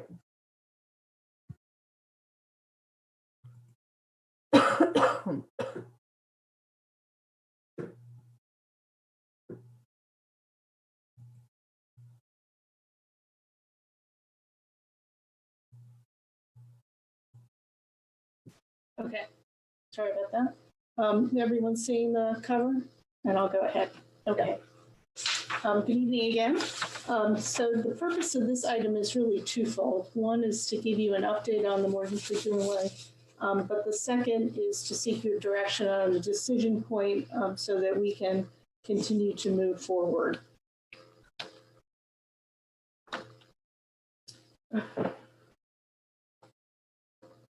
There we go. So the town in I think it was March of 2010 adopted the conceptual master plan for the Morgan Creek Greenway, and an image from that plan is what I have shown on the screen. And I have to say I particularly like this image. The blue line that you're seeing is not the proposed alignment for the trail, but rather it's Morgan Creek. And so you can really see how it kind of meanders through a bunch of different areas and almost creates a spine that will connect a number of these destinations. And so you see the connection to University Lake to the left or to the west, a potential future spur down to Carrboro High School, and the connection to Chapel Hills Greenway system over to the east. So there's a lot, really an exciting greenway system that is provided by Morgan Creek. So again, this was adopted in 2010. Shortly thereafter, design got underway for phase one. And as you may remember, the conceptual master plan included 2 alignments for phase one. What was considered kind of the preferred alignment, which is what you're seeing in red, which on the north side of Morgan Creek, which would go from Smith Level Road along the north side and then would have a pedestrian crossing, excuse me, that would lead towards the open space near the soccer fields for the Berry Hill neighborhood. And it would also have kind of an underpass underneath Smith Level Road where it would connect with Chapel Hills Greenway system, and it would have a spur to Abbey Lane as part of the Canterbury townhomes. So we began with that design and came back to the council in, I think it was October of 2012, to share with the council the information that we had received from the design consulting team that they were having difficulty with that crossing.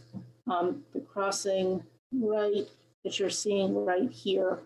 And as you may remember, this was about the same time that the flood maps were being changed. And so there were questions about, do we try to go ahead and get to design the crossing before the maps change or wait until after the maps change? But in any event, we went before the council to ask this decision about, do we perhaps switch to the alternative alignment or some combination? What the decision ultimately was to include a portion of the corridor or a portion of the trail along the north side, as well as a trail along the south side of Morgan Creek. And the connection, the pedestrian connection, would occur on kind of an enhanced sidewalk across Smith Level Road. So this is the design that we put out, that the town put out to bid in the summer of 2019. The 2 bids that came in were well exceeded the engineer's estimate. And so there's a requirement that we cannot accept a bid that comes in above a certain point. And so we met with those 2 contractors to try to get a sense of, you know, was it the engineer's estimate that was out of sync, or where exactly was the issue? And they both recommended some areas that we could tighten up the design package for some more clarity, as well as some potential value engineering prior to rebidding it again. And we have been working with the town engineer, Sungate Design, to begin that process. And as part of that process of the redesign, Sungate came back and said, you know, we think we might be able to get that pedestrian bridge to work. And so they conducted a feasibility analysis and came back and said that yes, they did think, in fact, that they could get that original pedestrian crossing to work. And so from there, we've asked Sungate if they could provide us with cost estimates to complete the redesign for either option, as well as estimates for, pardon me, let me go ahead and show you what they're talking about. What they're describing as an option to bring the bridge back into place would be the red line here with this crossing here. So it's a little bit farther over to the west than the original, but pretty close. The yellow line here is an optional bypass as opposed to including the cul-de-sac. Either would be about the same price. But this is what Sungate has come back with us to say that they believe that a crossing could work in this location. And they've provided us with those cost estimates for moving forward with either option. So to give you kind of a visual comparison of the 2, so the green lines here on the left is what we did put out to bid, and this is one option for rebidding. You know, we can simply make some minor revisions and put this out to bid again, or we could go back to that more original design that includes a pedestrian bridge crossing as part of this phase 1. So again, we had brought this to you before, and it seemed appropriate to bring it back to you again to give you an opportunity to kind of weigh in on this decision.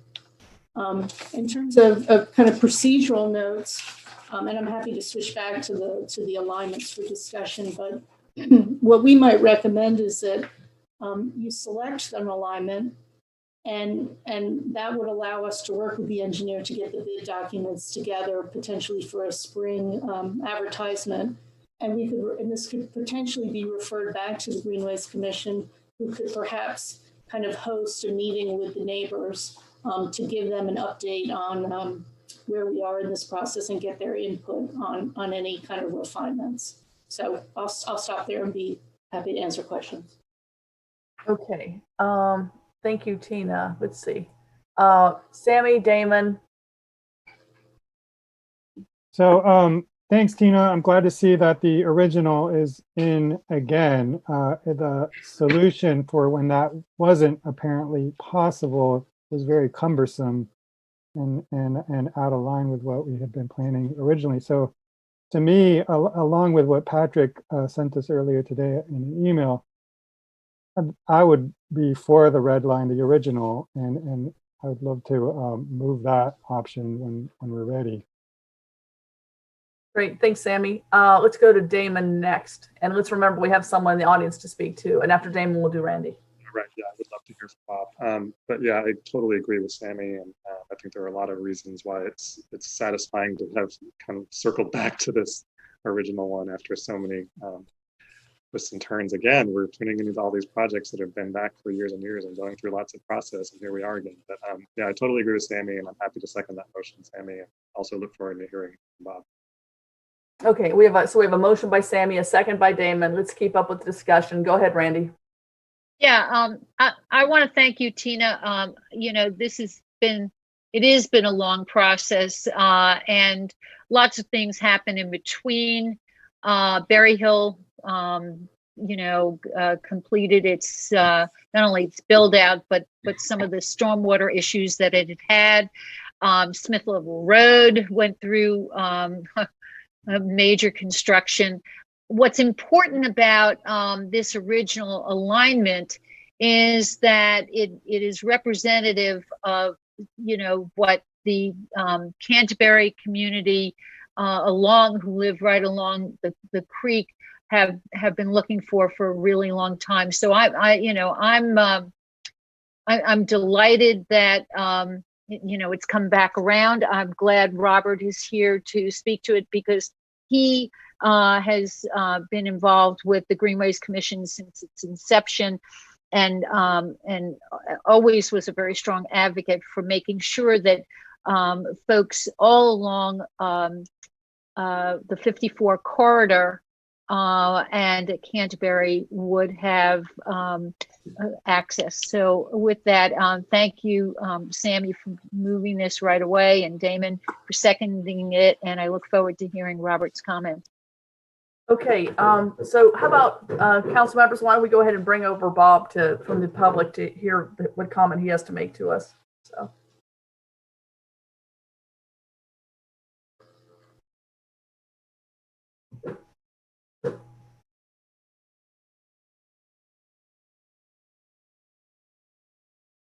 Bob, can you hear us? You're on mute, by the way. Yeah. There we go. There we go. Now you can hear us now? Okay. I can hear you now. All right, very good. You have a soft 3 minutes, so it's good to hear your voice. Tina, thank you, everybody. It's good to see you all again. Tina, can you back up one slide?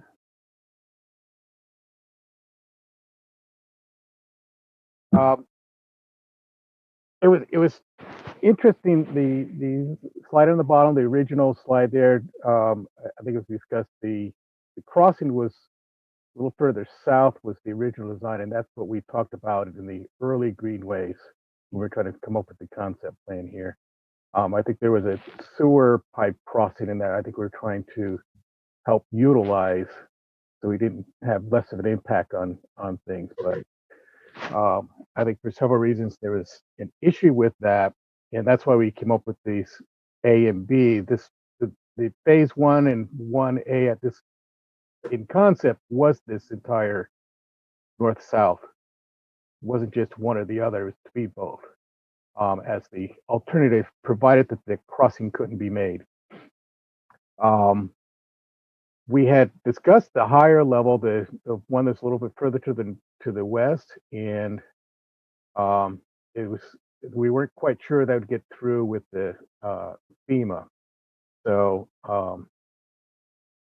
people were, I remember people in the committee were supportive of that if it is an alternative, viable alternative, as the original concept.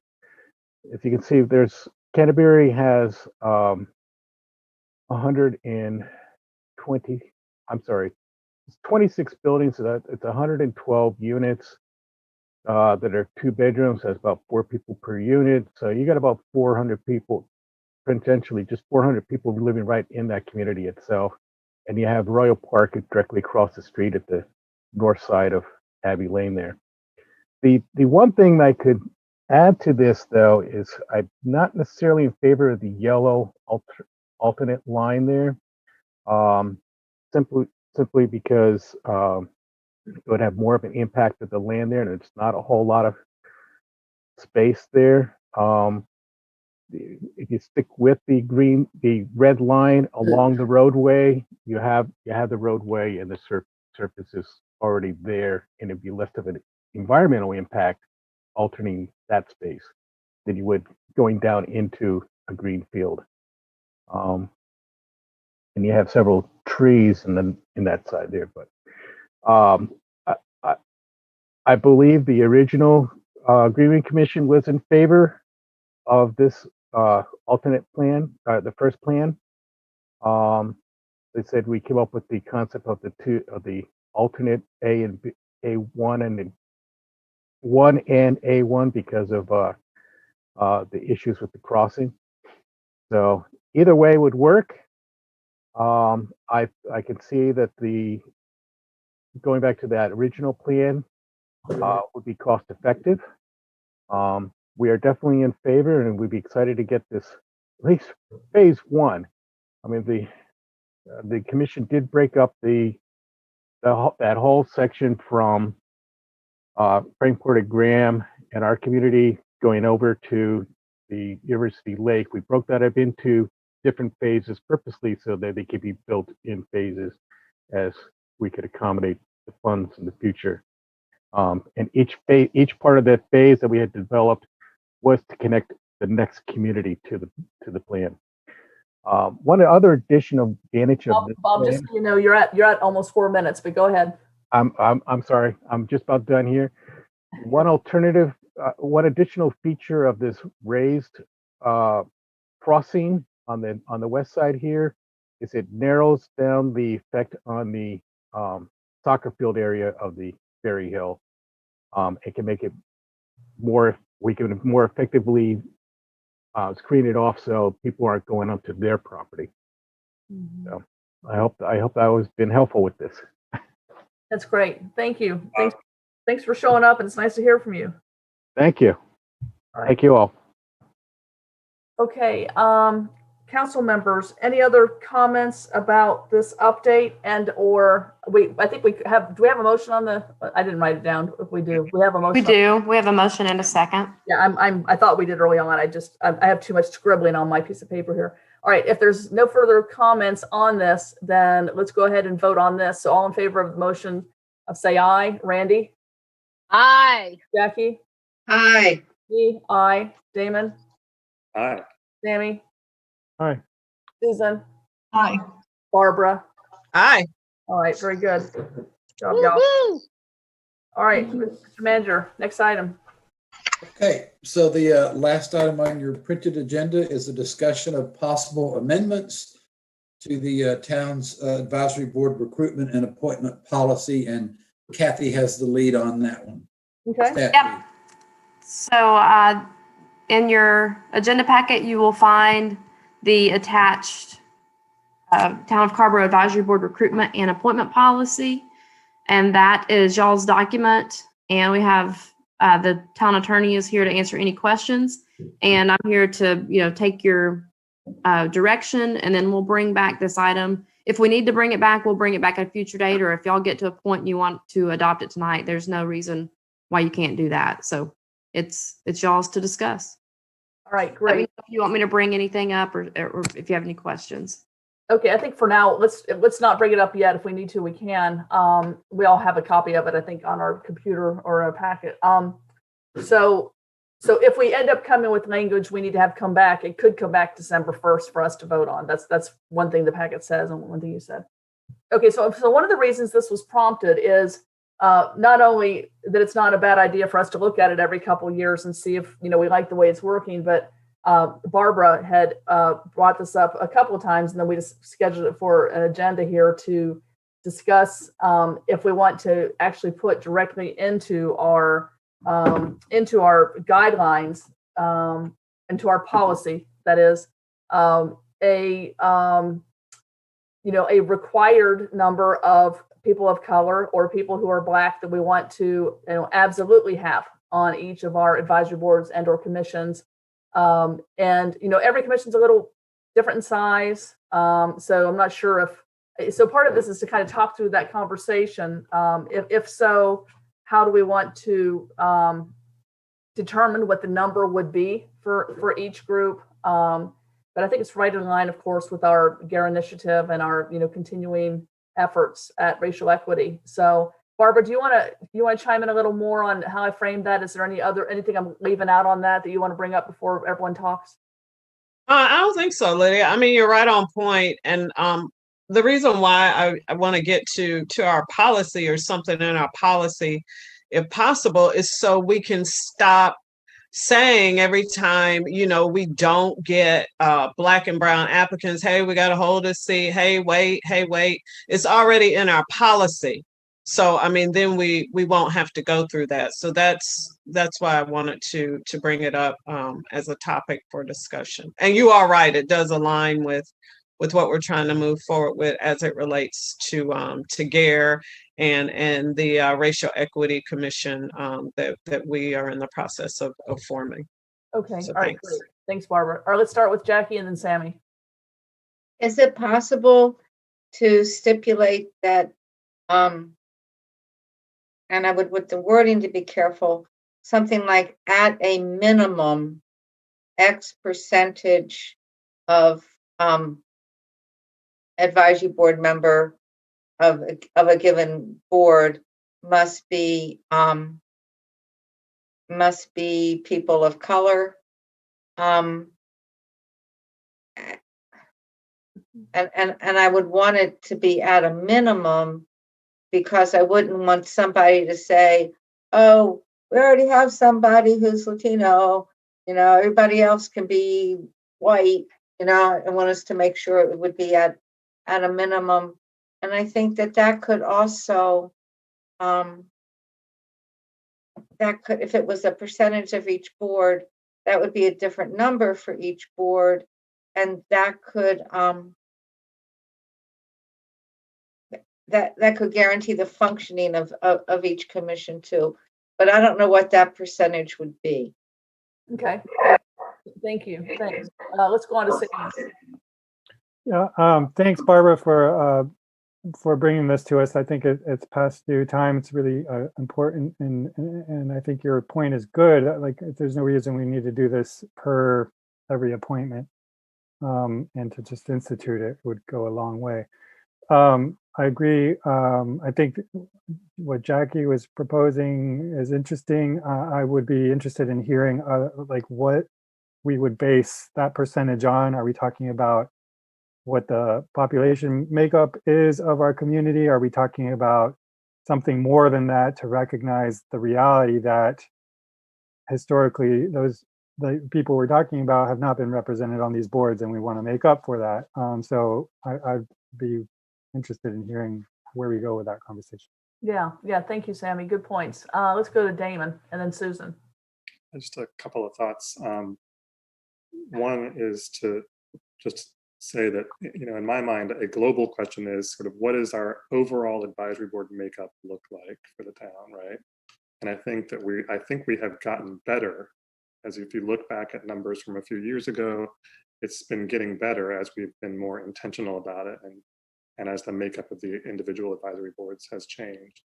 We still have a situation on some advisory boards where it varies between advisory boards, and I think that's where the problem is, right? We're not seeing good sort of even representation across the various boards and commissions. But I think looking at that overall number for me is a really important metric for us to be just always looking at. Is like, are we in general seeing good representation across the range of advisory boards? And then are we seeing issues where individual advisory boards are not showing any diversity at all? The second thought I'm having is, to me, one of the things that has come up repeatedly as we've been presented on the agenda with making appointments, and then come back and said, well, no, we're not comfortable making appointments right now, right? Because we don't have a diverse applicant pool for that board. Perhaps one approach would be to simply say that as part of the policy, as part of the process that Kathy has designed here, that Kathy or the staff is not going to bring appointments to the council for a given board unless the applicant pool for that board is diverse.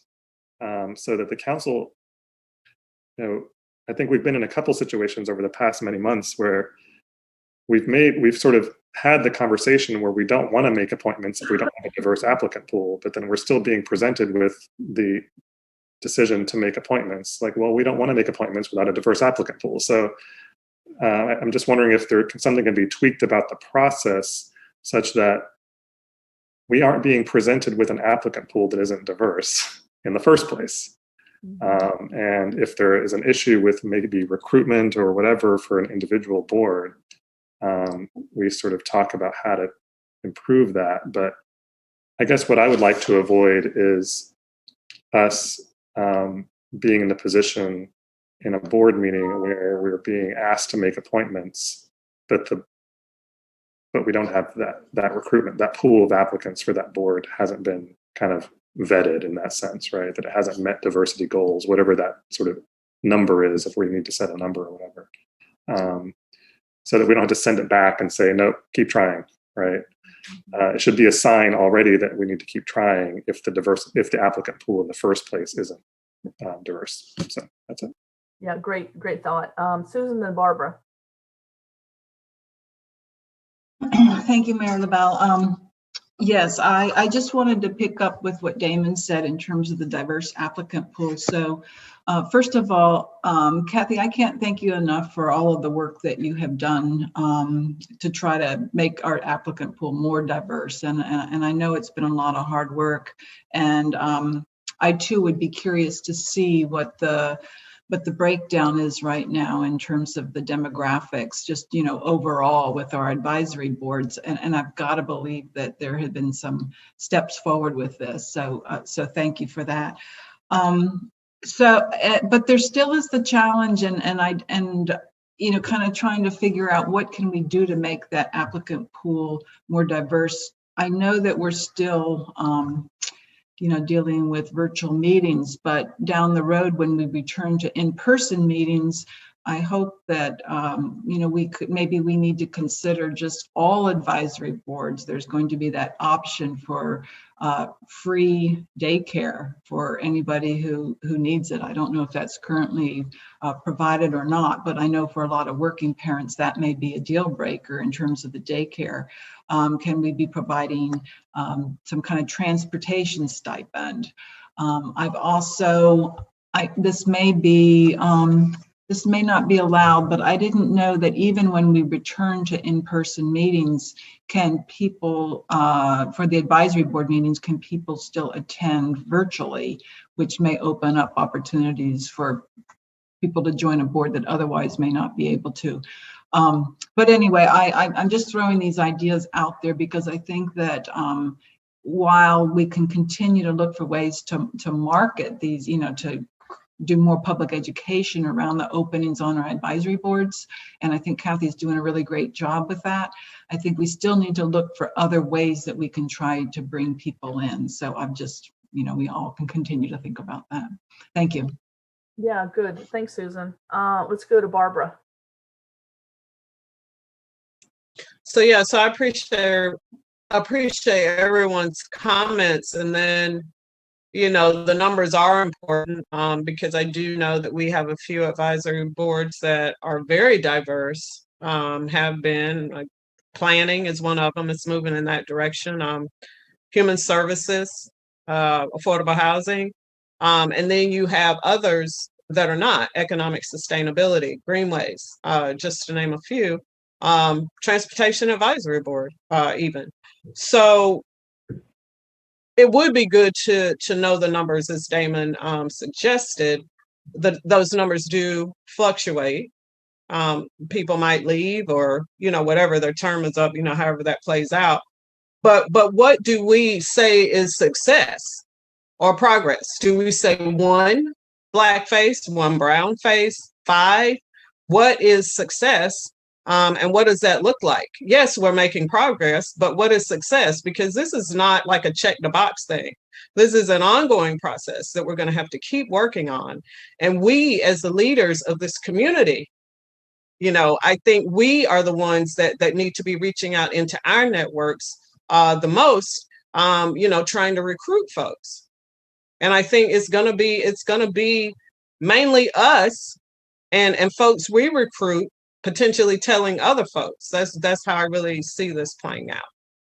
Okay. So as far as what Damon suggested, I'm just trying to figure out. That's not a bad idea, because it is about the recruitment and getting a diverse applicant pool in the beginning. But then my question is, where does that fit into this policy that we currently have? Because it's got to fit in there. Thanks. Thanks. Let me make a few comments, and I see Damon wants to come back.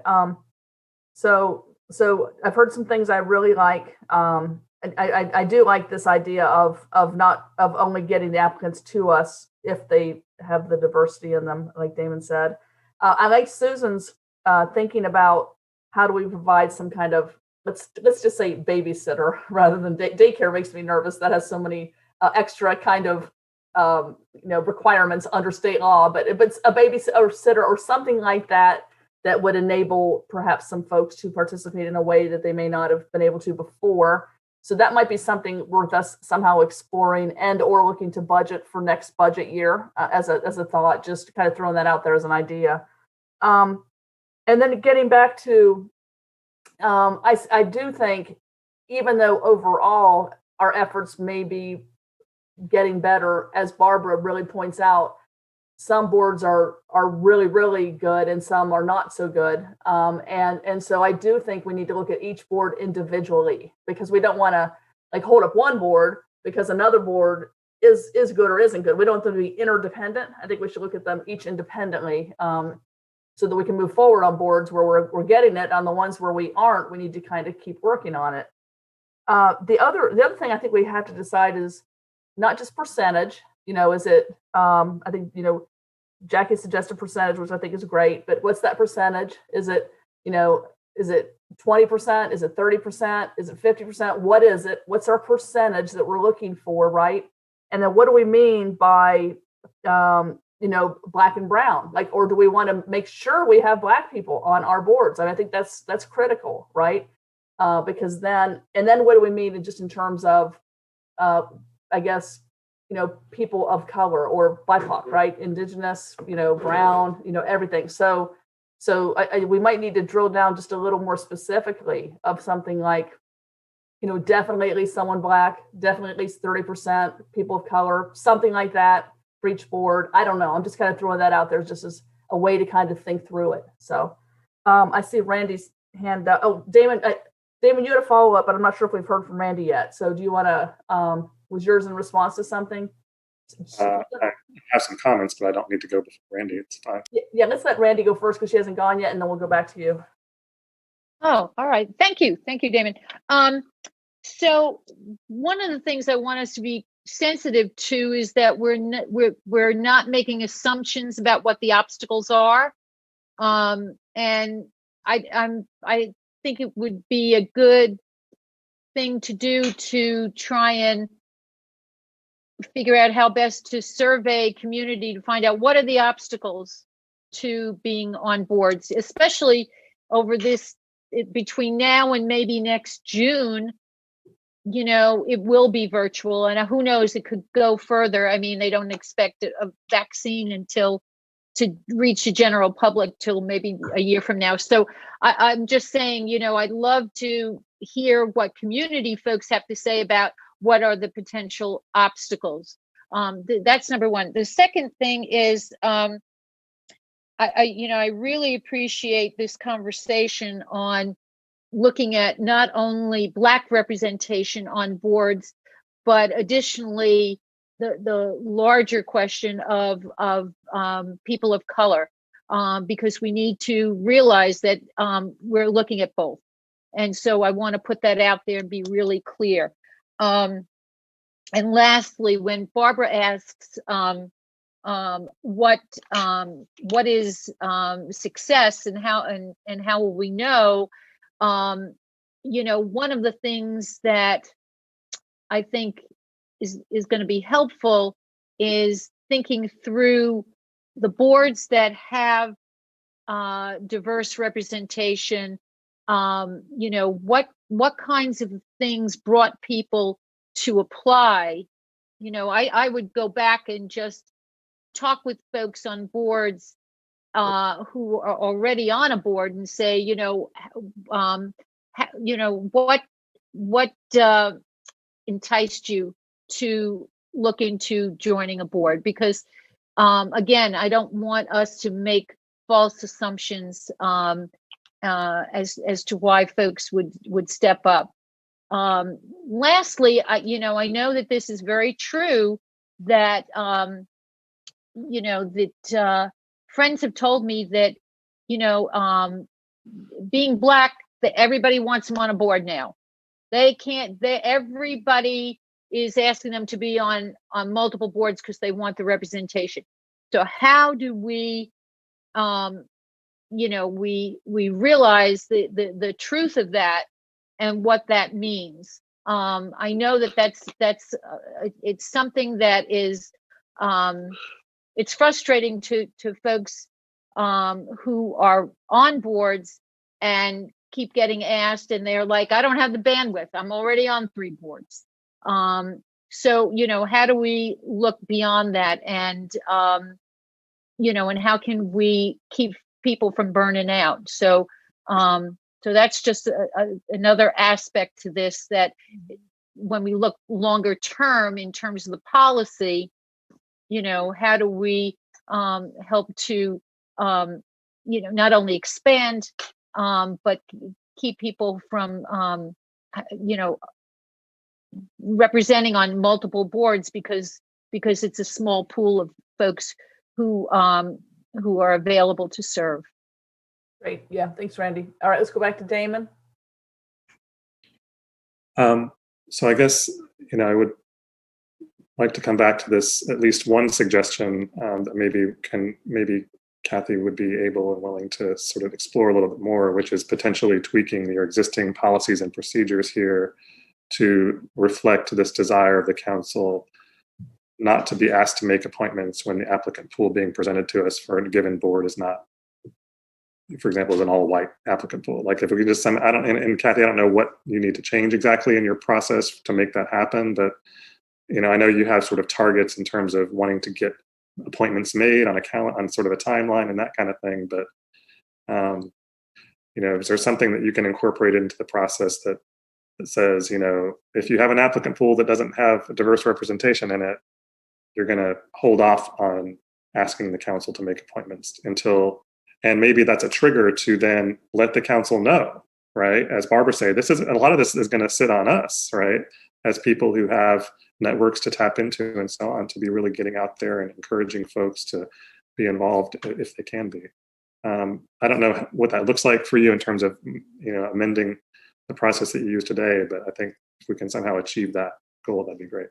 In terms of what is the goal? What does success look like? I mean, it's a hard question to answer. And, Jackie kind of put her finger on this one question of if we do set a number, for example, on individual boards, well, we don't want to set we don't want to sort of tokenize people, right? We don't want to have a minimum and then people think, oh, well, you've done everything you need to do because you have one person or whatever. That feels like not quite the right message to be sending. So I think that's important to be keeping in mind. I do think, as I said earlier, I think there are multiple metrics, right? And one metric that I think can be useful, it's not answering all the questions, but one of them that is useful to me is to see that our universe of advisory board members reflects in some general sense the population demographics of the community, as Sammy said. Is that one useful? And that is a useful way for me of looking at it. It doesn't answer all the questions because, as we've said, some boards, we're not having any diversity on some boards, and I think that's a problem. But I think you can hold these multiple metrics at the same time and think they're all informative, right? And sort of informing who we're recruiting and how successful we're being. You know, one of the things that the GARE initiative, the GARE program asks its participants to do as part of the process of needs assessment and so on, is it talks about what it means to set goals and how do you determine what the right goals, what your targets are. And so I think it would be interesting, you know, to hear, you know, from the folks on our staff who are leading that effort, you know, is this a conversation that they're having with their GARE counterparts and with the GARE leadership about how a community like ours has a goal around representation on advisory boards, and how do you go about setting an appropriate goal and then getting there? And then finally, just want to say, I think multiple people, including Randy and just now, mentioned this issue of, you know, goals. You know, we have numbers about the demographics of our current advisory board makeup. And I think we have gotten to a point where things are looking better overall. Again, not on individual boards, but overall in terms of representation of Black people in the community on advisory boards. We're really struggling actually with Latinx representation on our advisory boards. And, you know, I think we do need to figure out how to address the question of what is our goal? And I don't know if, again, I don't feel like I have a solid answer, but it has to be more than simply overall, it has to be more than simply individual advisory boards, and it has to be more than simply one racial or ethnic group or another. We need to tackle this holistically. So that's it. Thanks, Damon. And yeah, I guess it would be helpful to get as we continue this conversation, to get a matrix of just for our information, you know, all of our boards, and then our current racial breakdown, and also just to remind us of the number we're talking about on each board. Right. We have a friend who's actually working on that, and I hope to have some information for everybody about that soon. So, are you coordinating that with Kathy at all? Kathy's been talking to her too, and I'll touch base with Kathy about it. Yeah, I just want to make sure Kathy doesn't go through it if someone else is doing it, or if we don't want to duplicate efforts. You know, I can follow up with Kathy about it. Right, great. Because then, you know, if a jumping off point are the statistics in Carrboro, then, you know, we kind of know that means that if our Latinx numbers are really low, that's not you know, that's not necessarily indicative of kind of the percentage in our town. Although it has, in the last year, I think the numbers did drop a little bit. Barbara. This is exhausting me for some reason. I'm not sure what it is. So when we talk about recruitment, and I did mention us, you know, as the leaders, being like the main cheerleaders and recruiters. And I think I heard Damon say, or somebody, that if it's not a diverse, it was Damon, if we don't have a diverse applicant pool, then it doesn't come to the council, you know, as an idea, which is fine. But then that chucks it back to that advisory board, and it says, okay, well, you didn't have a diverse applicant pool. So I'm thinking about that, and I'm saying, so we have our chairs of our advisory boards and commissions, as well as our members who sit on them. So is there any type of appetite for also them? Because I know we've tried that in the past, and it generally has not worked out. So just kind of thinking about that, like if we don't have the pool, you know, then Catherine, you know, she has to communicate with them, hey, we don't have a diverse applicant pool, so we're not gonna seat anybody. And so how does that go back down the pike? how does it go back down in terms of then how they react and help recruit, or how they address it, or how they just what? I can't hear you. I can't hear you, Barbara. Sorry. Do they have any real responsibility to do that? Or, you know, it could potentially, I don't know. I don't know if it would be a problem or not. But I mean, if we were to take that route, that's how it would come back to whatever advisory board or commission that information would go back to. Yeah, So. interesting. Okay. Let's go Susan, then Damon.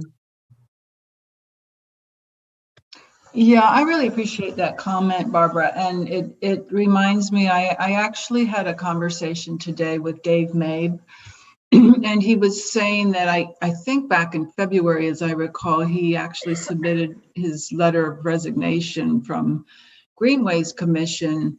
And before submitting the letter, he had recruited 6 or 7 candidates for Greenways. And then what's happened is there has not been a diverse applicant pool.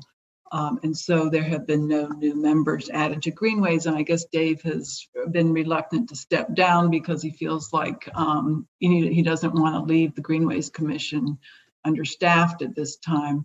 So it's coming on a year later, and he was wanting to get off the commission, but also feeling like, no, I really, I feel loyal in terms of trying to be there until new members are seated. So I think it's a good point Barbara raises. I don't know what the answer is to it, but it also is just sort of the reality of the policy is, where do we find the right balance in all of this?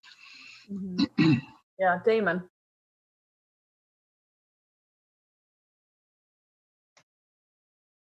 Damon, we can't hear you. Thanks, Sammy. I'm usually so good about that. Thanks, Susan, for that comment. I think that's really important. I think to me, this comes back to what I know I wasn't being clear earlier, and I'm starting to ramble here, and I apologize.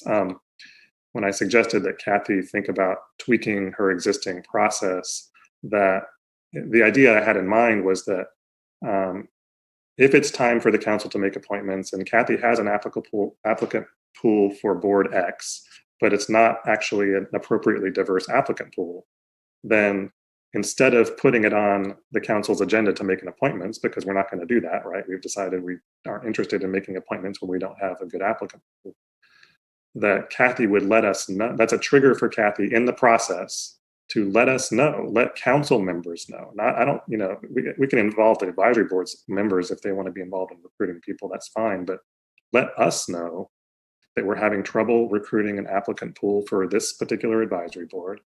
And we had an experience recently that I thought turned out really well, which was when we were recruiting the 8 at-large members of the Comprehensive Plan Task Force. And several, if not all of us, when we realized we were needing to really work hard to get a good diverse applicant pool for that process, we hustled, and it paid off. But we're going to have to do that, right? It's not going to be just like Kathy lets us know. We're going to have to Kathy lets us know, and then we go out and do what we did with the Comp Plan Task Force and hustle and find people and say, you have to do this, and twist arms and whatever.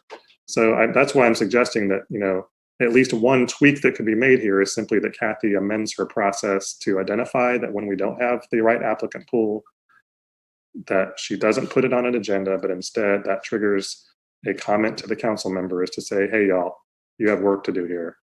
Go out and find folks. If there are other tweaks that can be made, I think that's great, but that seems to me like at least a place to start.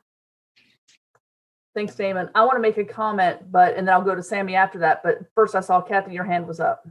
Yeah, and this conversation's great. But for me, because I'm the only staff person that gets all these applications, I need y'all to be very specific when you're talking about right applicant pool, diversity. Y'all need something. If Kathy's not the clerk, if there's a policy that the person's reviewing this, because we can say, I know it when I see it, but what does this applicant pool need to look like to trigger either, hey, we're not meeting the requirements, or yeah, I'm going to be able to bring it. So that's what y'all need to decide and give really clear direction. What I mean when I say that is if there are no people of color in the applicant pool for this particular advisory board, that is not, we can't move forward. That's what I mean. Maybe others have other ideas, but at a minimum, to me, that's what it means.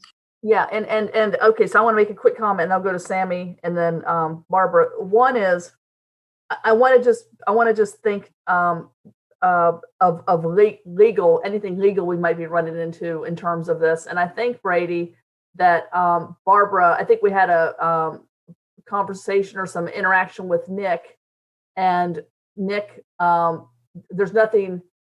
There's no legal requirement. Like, we're not messing with anything legal by requiring, in essence, like let's say we agree as a minimum, we want to make sure we have one Black person and one brown person on every advisory board. We can do that under the law, no legal requirements, even for boards that might serve in a kind of a quasi-judicial kind of authority, like a planning board or a board of adjustment. Is that correct? I think that's fine, just depending on if you guys just want to do advisory boards or something to a planning board or the board of adjustment as well. But that was our thinking is whatever sort of policy you guys want to go forth with in trying to increase, whatever sort of diverse or minority participation. We think you're more than lawful to go and do that. Okay. Thank you, because I wanted to be clear about those ones that could be quasi-judicial, but that helps. Okay. So Councilmember Gist has lost internet, so I'm going to try to get her the phone number. Okay. I noticed she fell off. I thought she was probably just knocked off. So, and so I guess just by way of perhaps coming up with something that might be kind of a very kind of just small tippy toe into some kind of requirement. So one suggestion I might offer up is, at least initially, having at least one Black person and one brown person on every board. I mean, we don't have any boards over 10, and so that's 20%. And we definitely want more than that. But I'm also thinking through how they even get started on some of these boards we don't even have anyone on. So that's just like maybe just a start there of a way to kind of try to come up with a way we have a baseline for representation. It can certainly be higher, but I think, I don't know, it might be rough kind of population depending on if it's a board that's 7, 8, 9 members. So I'm not really sure, but anyway, I just thought I'd throw that out there. So we've got Sammy and then Barbara again. So in terms of applicant pool diversity, I think suppose an advisory board is 50% Black and brown, the other 50%. In that kind of situation, it wouldn't make sense to require that the applicant pool be diverse. So it's a combination of assessing what the current composition is of an advisory board, and thereafter, is the applicant pool diverse or not? As for the question of understanding what our current makeup is of advisory boards, I honestly don't think that is a necessary thing that we need to get a handle on. I think the question is more about, like, what do we want our advisory boards to be, not what do we want them to be relative to what they are. I just don't see the usefulness of or how that will inform our discussion. Maybe I'm missing something. And lastly, in terms of this question of if there isn't a diverse applicant pool, not having it come before the council, I totally agree. Like, we need to be at a minimum notified that it's not coming before us and that we need to do work towards that.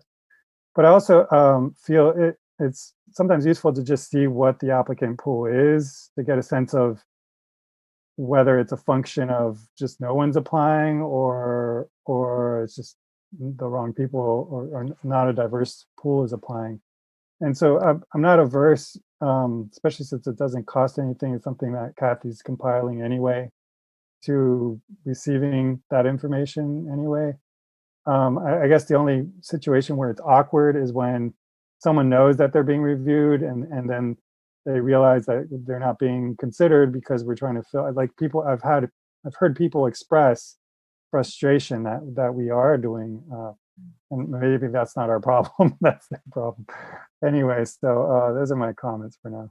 Thanks, Sammy. And let me just, I guess you were asking why it would be helpful, because I was trying to think to myself, we have some boards that maybe have 7 members. We have some boards that have 15 members. And I was trying to think, on one board, we might be happy if we had 2 of 7. On another board, we might be more happy to have 4 of 15. I was trying to think through that percentage thing. I was trying to remind myself of the difference in number of people on those boards. Yeah, I agree. That's essential, like knowing what the number of people per board is, but not necessarily what the current makeup of each board is. Right. That's true. Yeah. But just, I guess it was like kind of in line with some of our conversation around, we're doing good on A, B, C, D, but we're not doing so well on these. And I think we all kind of generally know those, but yeah. Okay. All right. So I think, Barbara, did you have something else again? I don't. I did, but I don't. Okay. It's fine. I had you down. All right. So here's another point I want to bring up, and that is that sometimes we have found ourselves in this situation with the Appearance Commission, right? If we don't have a diverse applicant pool, we might end up having a board that ends up not even having enough for a quorum. So it might be that we need to say, even if it's not diverse, we don't want to fall below a quorum because we still want a board to be able to meet and to go forward, especially if it's something like planning board or something that has to meet statutorily about something, or board of adjustment, or just even to have them be able to meet and take action, to not have it fall below a quorum. Damon. Yeah, I think that's a great point. And that should be included in the consideration of how Kathy gets triggered to do certain sort of things. I also just wanted to say, I really, Sammy's point, really important one that I sort of wasn't thinking through, but if the advisory board in question has already got good representation, right, then this sort of rule about whether the applicant pool in that instance has to be a certain way kind of becomes less important. So I appreciate Sammy's qualification there. It's really important to not erecting too many barriers to overcome here. It's really about what are we trying to achieve with the individual advisory board, and so that's it. Okay. All right. Any other good comments for us I'm kind of feeling like what we're having to have is maybe have Kathy kind of come together with a lot of these suggestions and maybe come up with her recommendation on how we might move forward on this based on the comments we've made. And maybe she can even, I don't know if you want to touch base with staff about GARE efforts and other groups and come back to us with maybe a possible blueprint for us to look at and work off of as far as these changes. Damon and then Barbara.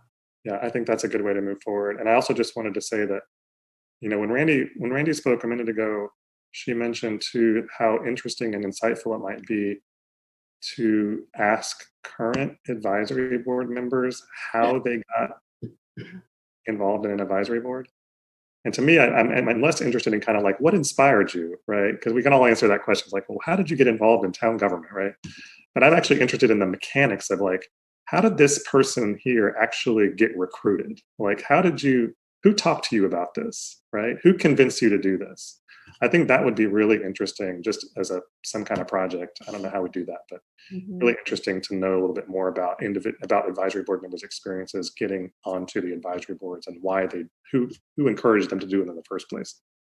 Yeah, that's a great point. I like that. Barbara. Multiple phone calls and a gun to my head, right? That's you, Damon. I wanted to, somebody mentioned GARE, and we know that there's a lot of effort going on with GARE. We also know that Anita is heavily involved with GARE. She's also a race and equity officer. So I don't know if there's some help that she could provide in this effort with Catherine, because I did hear Catherine when she said, I have to do this, by myself, and we all know that. So I don't know if Anita could be helpful to her in some capacity. And I guess Catherine would be able to answer that question, but I just wanted to throw a name out there. Yeah, thank you. Oh, good. Jackie's back with us now. So Kathy, that's some good advice there. And of course, you with GARE, you're involved in that anyway. And I know you're doing a lot right now. So,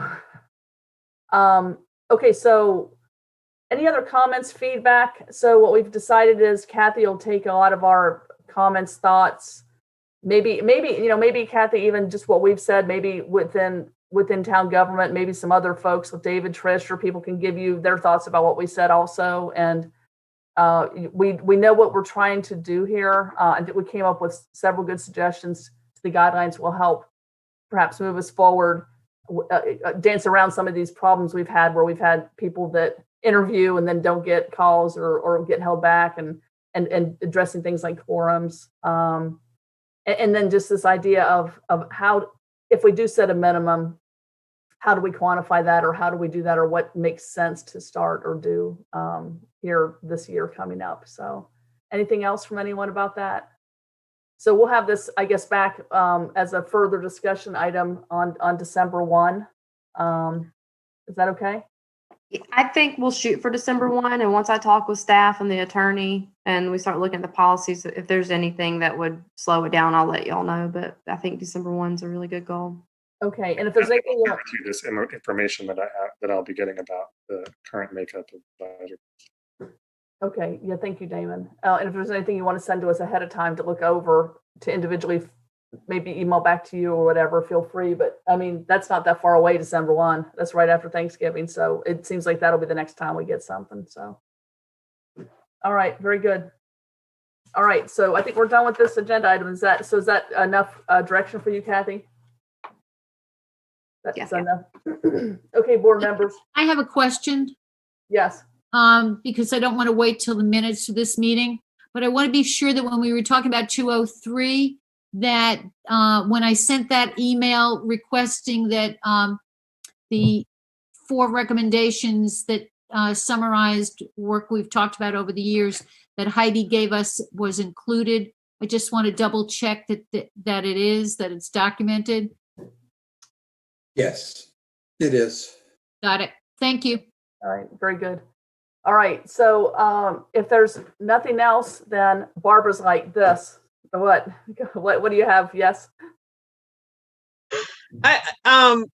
The virtual tree lighting, are we still working on that? I thought really what Susan was saying is for us to get a collective message either after this meeting or the next meeting. But then I think I saw David's email, and David, I think you were saying something. Is it all virtual? Is that what we're, are we still working through that? Yeah, I believe it's virtual, and we can get a collective message at your December 1st meeting, either before or after that council meeting. Anita and Catherine will work on with you to get that. So it's all virtual. That's what I was trying to figure out. Yes. Yeah, I think something I saw on there, they asked me, did they want me to go there or light it or something? But I think it's not like a crowd or anything. And I told them whatever they want me to do, I'll do. So, I mean, I'll let them figure out what works best. That seems kind of, I don't know, whatever they want. But if we do it, so we'll find out from them if we do it before or after the meeting on December 1st when we're all in here together. So. Right. All right. Very good. Okay, y'all. Damon? Move we adjourn. All right. Second? Second by Barbara. All in favor? Aye. All right. Y'all have a good night. Aye. You too. Bye, y'all. Have a great Thanksgiving.